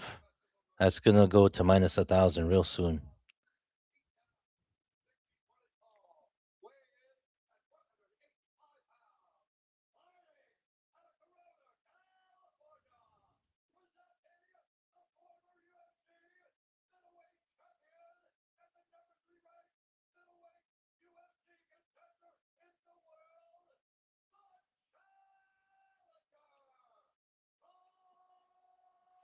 $450. All right.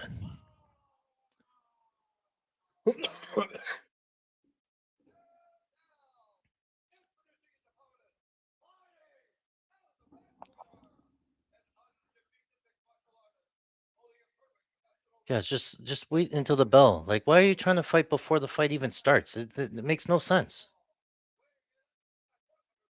I remember when Khabib Nurmagomedov fought Conor McGregor. There was a bet. Will they fight outside the octagon after the fight? And I was like, there's no way. I put whatever money I could at the time. And then he fucking chokes him out. And what does he do? Khabib of all the guys runs over the octagon and jumps into the crowd. I'm like, oh my god, what a way to lose a bet. I thought, oh, they're gonna put on a show. They're gonna shake hands, all this stuff. But they legit hated each other. Oh, they touched gloves. That was unexpected. Wasn't that a bet? Would somebody? Oh, now they're talking about it.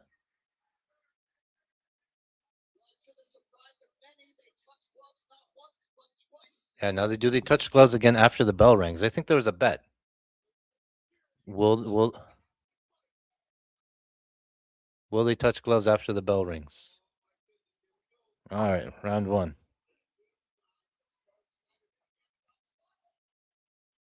They're making a ton of money this fight.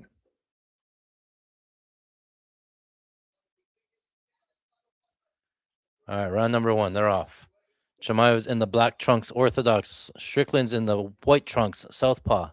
Look at this upright stance of Sean Strickland, right? He's just upside and he does this Philly shell.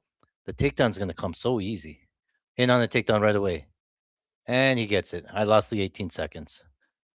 It, it was 13 seconds. Chimaev gets a takedown right away. Was there any strikes? I don't know. I don't think there was any. Is it 0-0? Oh, guys, Mikey 0-0. Don't tell me he subs him 0-0. And I didn't do it. The tied significant strikes. He's gonna get to the back. Chimaev's on the back.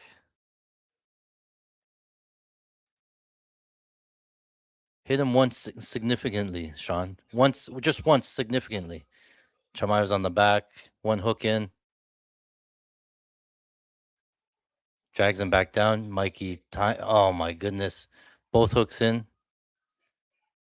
Sean Strickland has never faced a takedown attempt. I didn't have this thing up. Sorry. Is that crazy?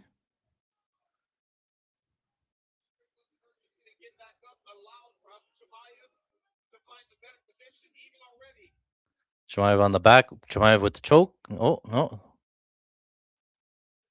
Strickland defending.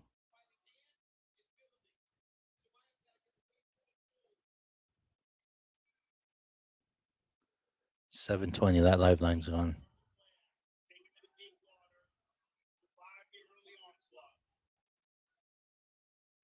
One hook in. Two hooks in for Chimaev on the back. Back down to the ground. Body lock for Chimaev. It's a half body lock, though. It's on the toes.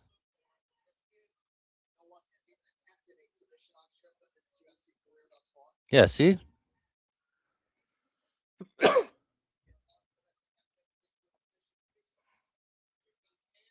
Strickland has not defended a submission in the UFC. Now it's 810. What did it say? The live line's going to get to minus 1,000 real short. Fight ends by sub minus 200. Yeah, I wouldn't take that.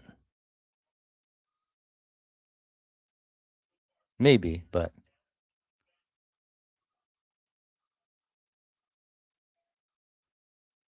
man, if Strickland got one significant strike here, we'd be fucking so loud right now. Oh, they gave Chimaev one strike. It's just a mauling. He's just keeping the position. Strickland trying to get up. He's just beating him to the next position.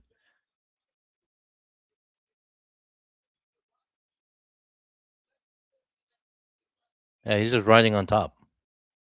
You think you're gonna get up? And the thing is, Strickland's not really making Chimaev work right now.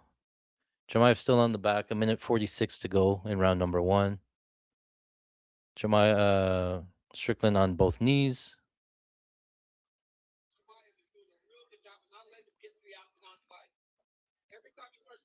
Drags him back down. 90 seconds to go.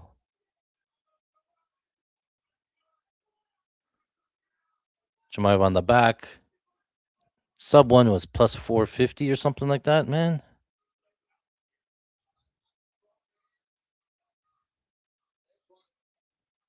Couple of strikes, so Chimaev getting on top. Oh, it looked like he was going to get out the back, but no. Chimaev recognizes, keeps the position. He's so good at just keeping the control. Oh, Strickland's back up to his feet, and he's back down. Hamzat's on the back. Again, both hooks in.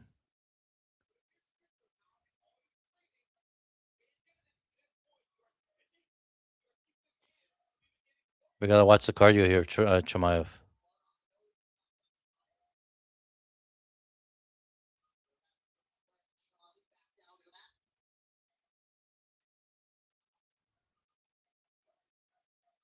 We need more strikes here, boys. On the neck, are we going to get a neck crank like it called? We're going to get a neck crank? Or no, Sean seems to be okay.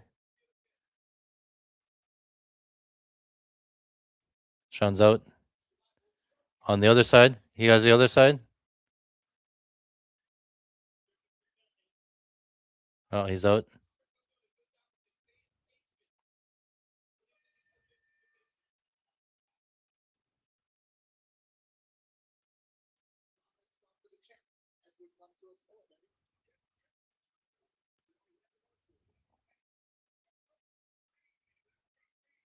I mean, this is what this was expected, right? This is even if Strickland wins, this is how he wins. He has to survive round one and take him deep.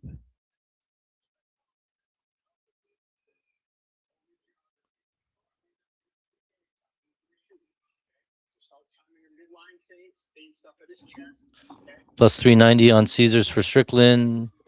Plus 390 on DK. I'm considering a Strickland bet, but not yet.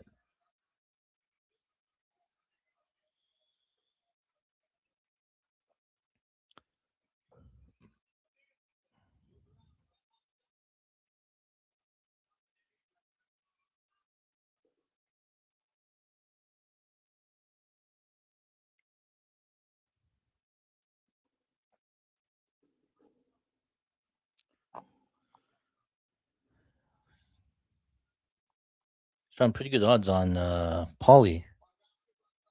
All right, round two, they're off. Oop. 6 to 9 in terms of significant strikes. Here's Sean where he lands these significant strikes back.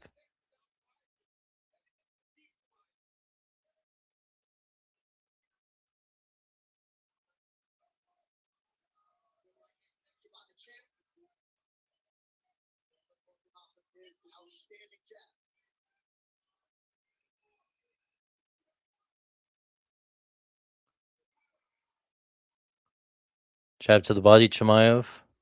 Overhand left, right hand return from Strickland.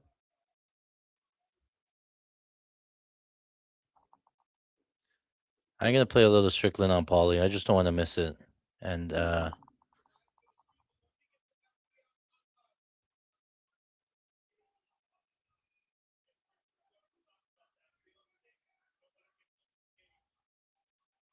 jab to the body, Chimaev. Jab to the body, Chimaev.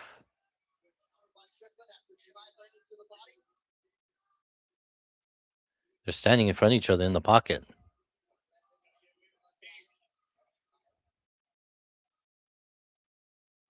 Couple of jabs from Chimaev, jab to the body. Jab from Strickland.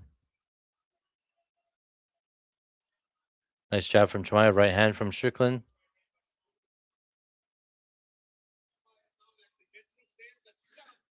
Naked takedown here for Chimaev. Strickland defends. Chimaev is going to be on bottom here.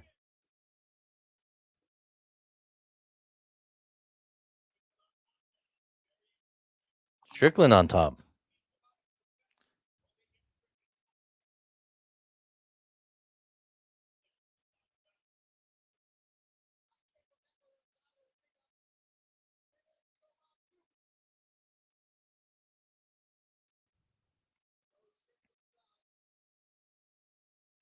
Chimaev on bottom here in full guard.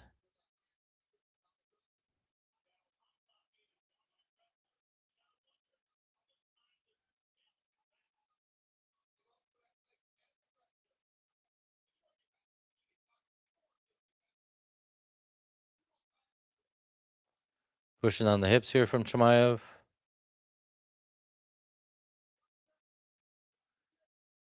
Chimaev trying to get back up, and Strickland lets him back up.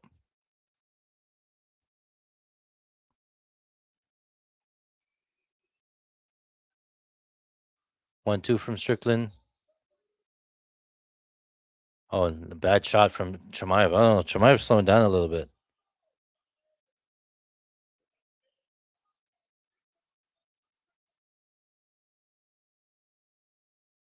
I don't need a KO yet, man. If you're gonna KO Strickland, do it in 3, 4, 5.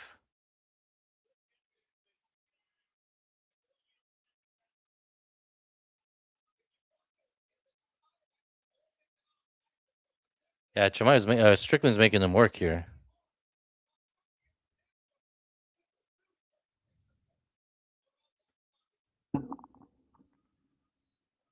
I would buy some Strickland here if it was open.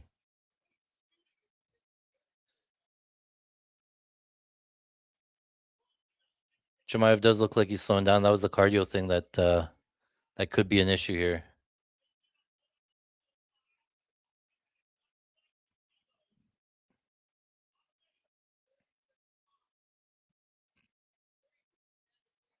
Chimaev had to cut 47 pounds, really?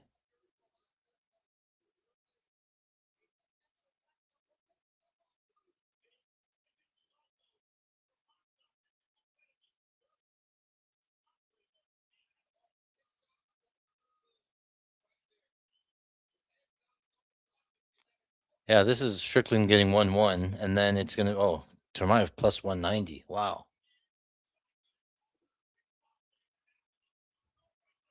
More strikes from Chimaev for sure.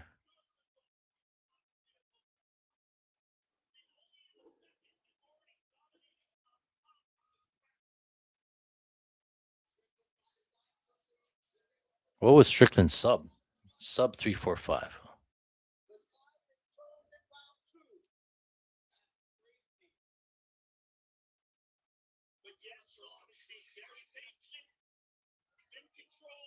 Because he understands that the danger, every round gets less and less and less. The most serious submission danger was in round one. All right, 1-1. Oh.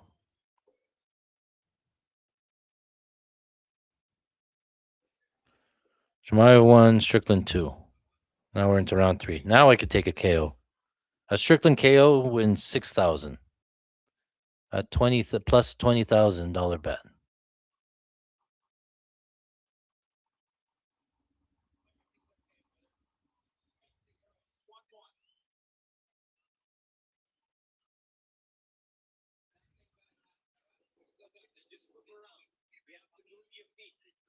You have to get closer to him.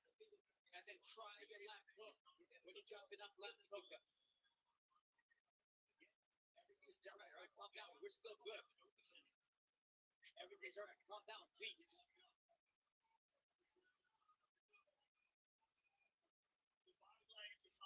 Oh.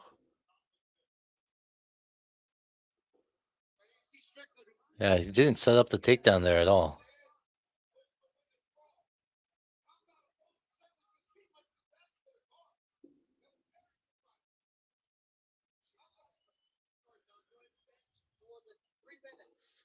All right, 1-1 round. Oh, round 3 started right hand from Chimaev lands.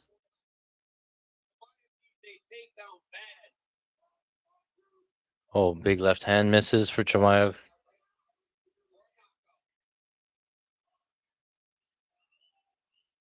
So much is made of his wrestling, his grappling. We don't talk about the striking nearly enough. Jab was strong, so nice. In the Fluffy Hernandez fight, it was such a nutting jab. Justin Gaethje had said he doesn't wrestle a lot of competition. Nice jab there from Strickland or from Chimaev. Right hand to the body, Chimaev. We've never seen. That's pulled guard twice in the second round. I can't believe. Kick to the body, Chimaev. Jab, Strickland.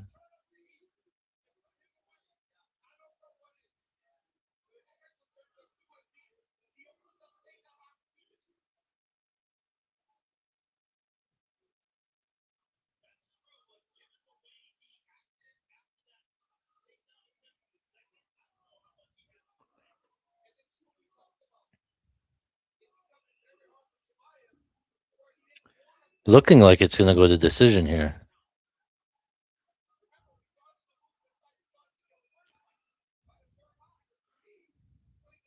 I'm going to take a little bit of decision. That's just to cover our KO 345. So it's an ARB for us because the way we lose here is if it goes to decision.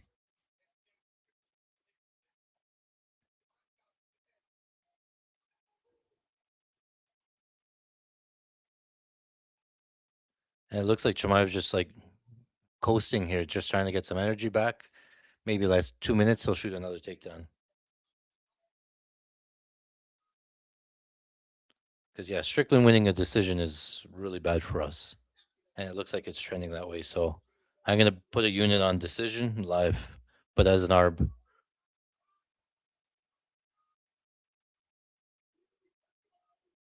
Nice jabs. Both got straight jabs. No leg kicks from either guy. Right hand from Strickland.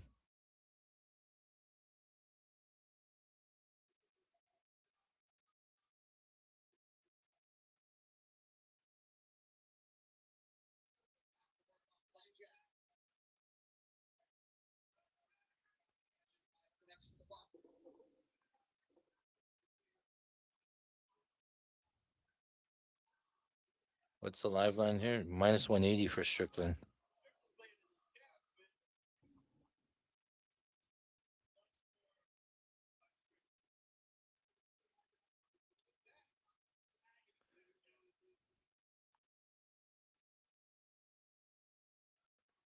There's like a minute 43 left. I was expecting a takedown here from Chimaev at this point.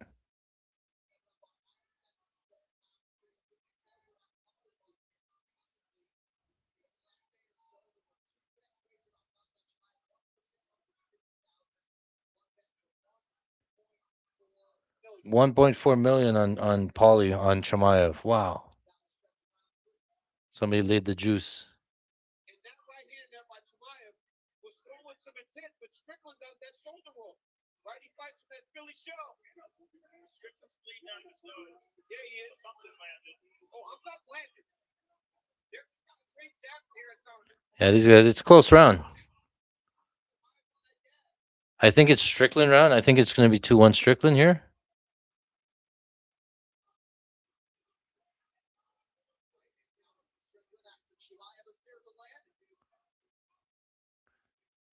Chimaev can knock him out here. We're still live. 30 seconds left in round 3.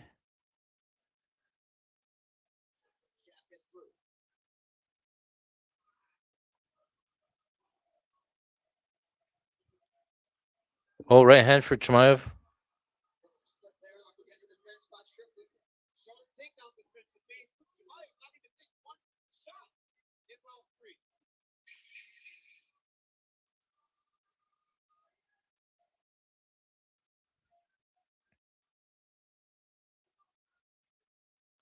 Nice jabs. Yeah.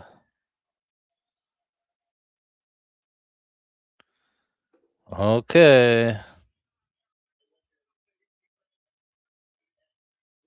Strickland's minus 166.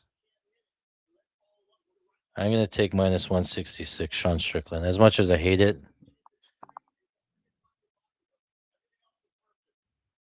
Minus 166 a unit on Sean Strickland.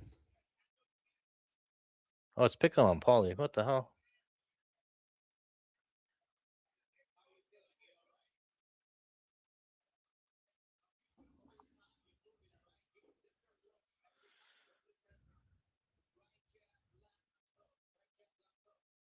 Sean Pickham.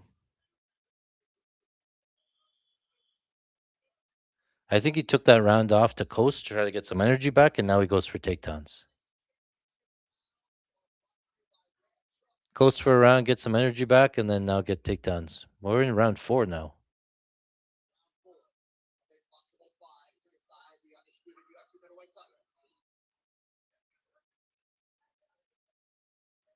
Chimaev says, I love you.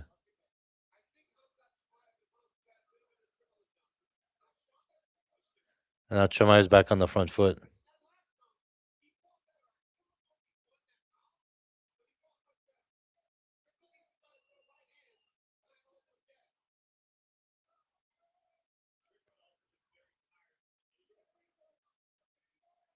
Sorry, about round 4, I fucking started the timer.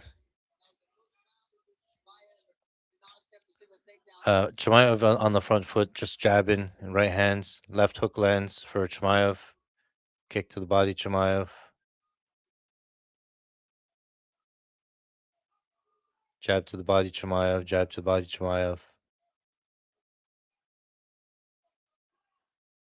Kick to the leg, Chimaev. Jab to the body. Oh, nice right hand from Chimaev lands. Jab from Chimaev lands. Chimaev on the front foot. Yeah, Strickland needs to be on the front foot, I think.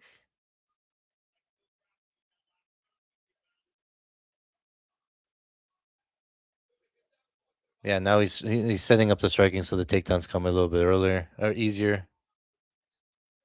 1-1-2 misses for Chimaev. Chimaev's still on the front foot though.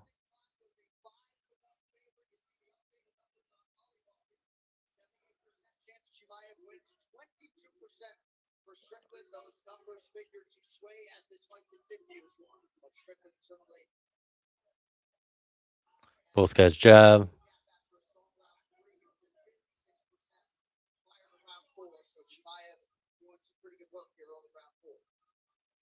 Kick to the body, Chimaev. Jab, Chimaev.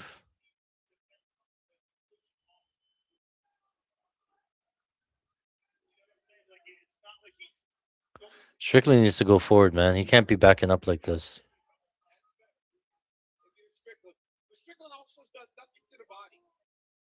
Right hand, Chimaev lands. Another right hand, Chimaev lands.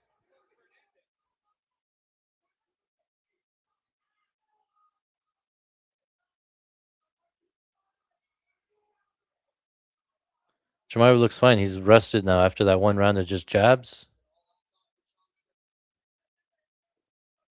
I thought it was 2-1. Right hand, Chimaev.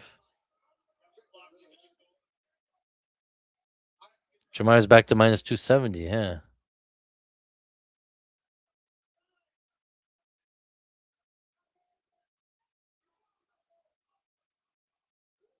Right hand lands again for Chimaev. Oh, left hook lands for Chimaev.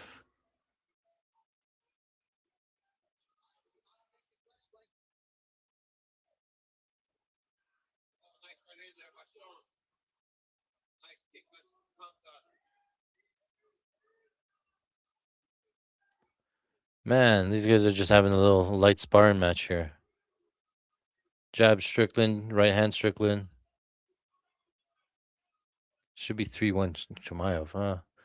128 left to go in the round. Nice jab, Chimaev.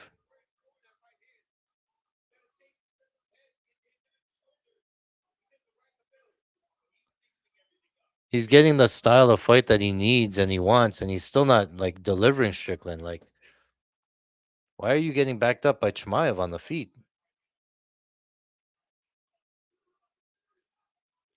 Chimaev's out jabbing him and out right handing him. Here's a takedown attempt for Chimaev, and on a takedown, easy.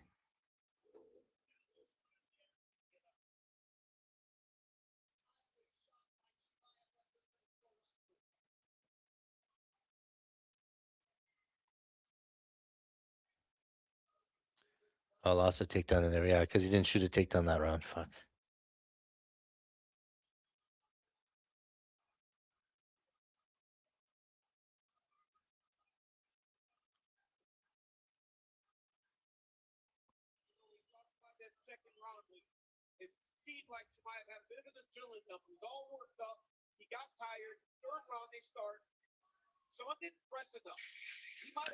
Chimaev back on the back, 10-second clapper. This is going to round 5. Wow.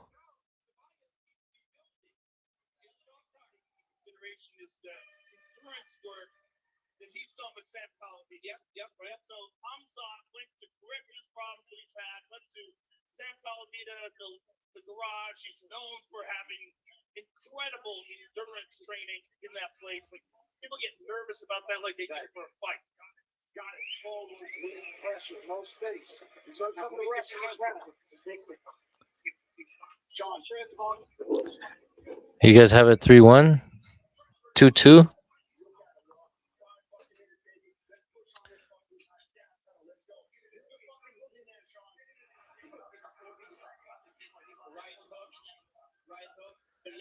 Three one Chimaev.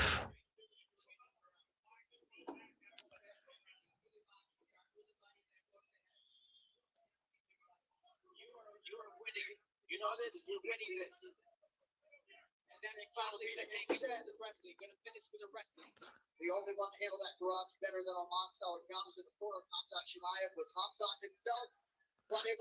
I'll still take a Strickland KO. That would be great, like a flying knee.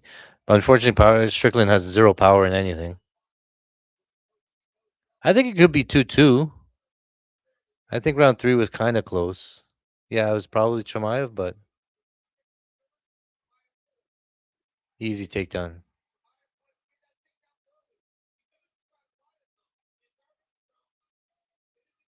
I think it could be 2-2.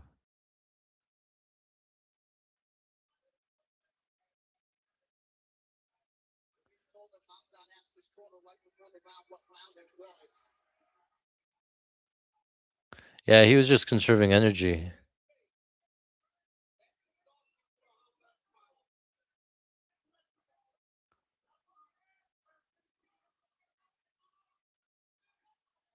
Oh, wizard kick for Sean.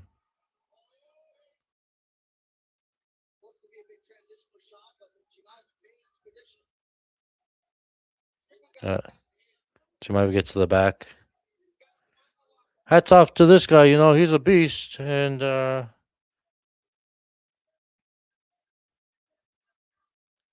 don't do any of this leg sniffing thing.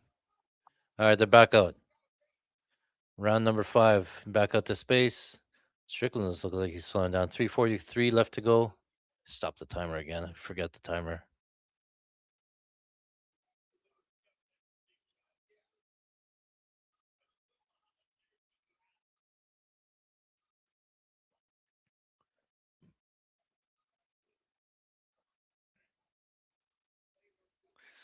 Yeah, it doesn't look like he has any energy, Strickland.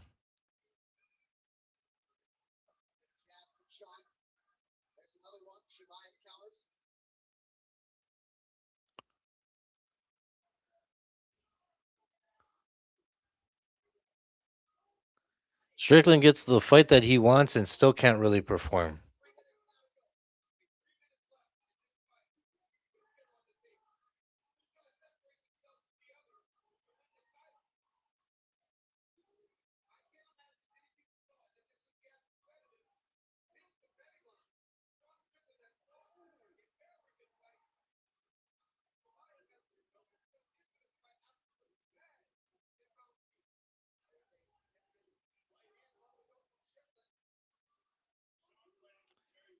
Really? Oh, 3:45. Yeah. I guess it could be 2-2, but I still think he's winning this one.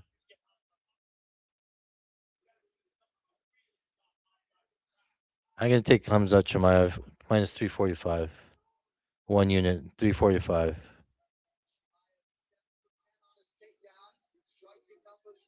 I think worst case it's 2-2 and he's still winning this round. Best case it could be 3-1 and Strickland's not finding a finish here.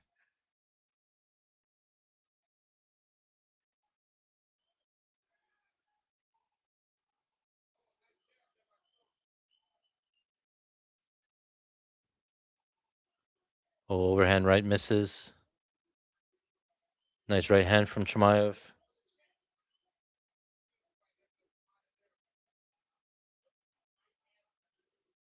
90 seconds left in the fight.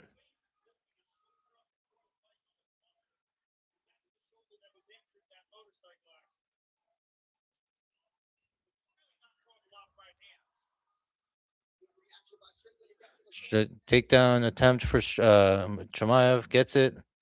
I played minus 500 again for a unit.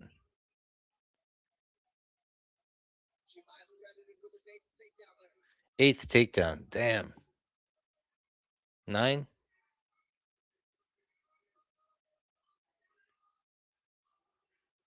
How many did?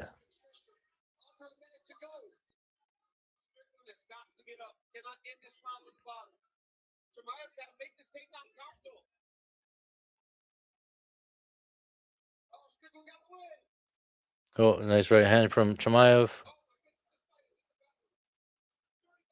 35 seconds left.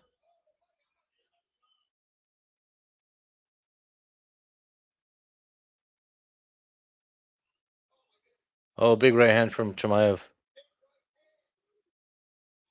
20 seconds. Front kick. We lose the Tyra one by one takedown, and we use the Chimaev one by one takedown. Oh, so gross. 5 seconds.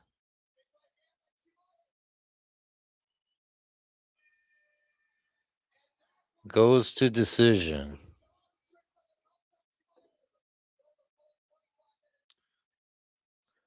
All right, bad main event for us. We had some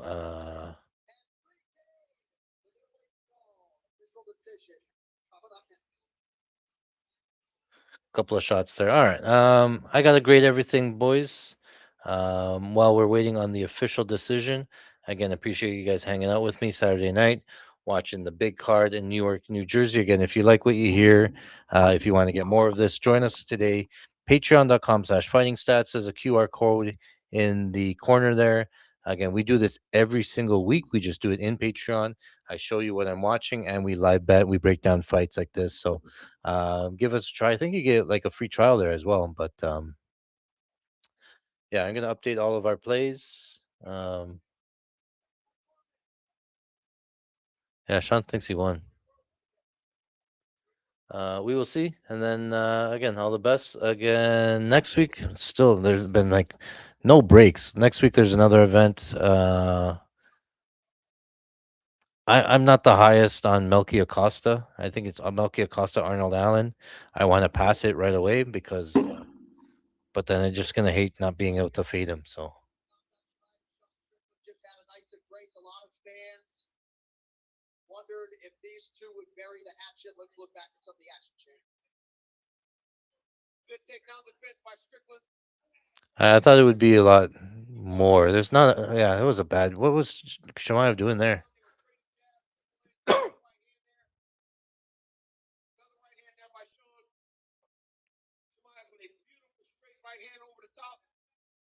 Significant strikes.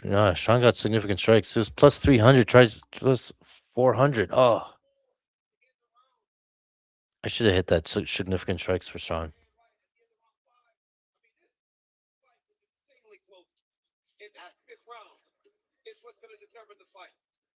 We'll peel back the numbers, and as we await the decision, as it goes longer, you wonder if there might be something going on. Significant strikes advantage. Yeah, what is going on? Of course, for Chimaev, 6 minutes of ground control time for him, and 3 minutes for Sean Strickland. What's going on?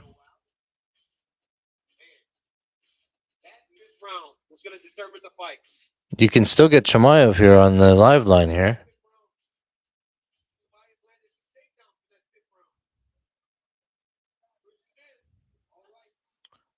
I'm gonna buy some Chimaev on Pauly. I don't know what I'm doing. I bought some Chimaev again on Pauly, 60 cents or something.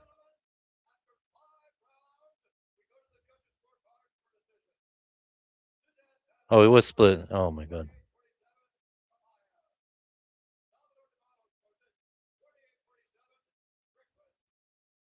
A split. Sean Strickland won. Sean Strickland won. Sean Strickland. Wow. Sean Strickland won. Oh my goodness. And new. Wow. Sean Strickland wins fucking there.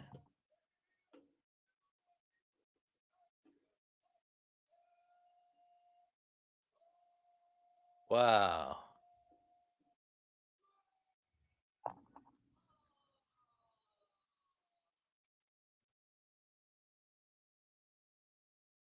Oh boy.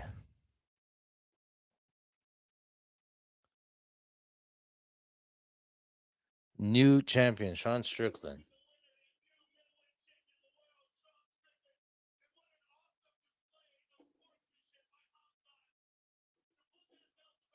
I lost me lots of money. All right, boys. Again, appreciate you guys hanging out. I gotta cut off the stream. Let me know. Tickets cash. All right, boys. Take care. We'll be back Monday for tape study. We'll be back Thursday for best bets. I gotta tally up all the bets and stuff, all the parlays, partial parlays, and then I'll do a recap maybe today or tomorrow sometime. But again, thanks for hanging out. All the best, and we'll be back again next week.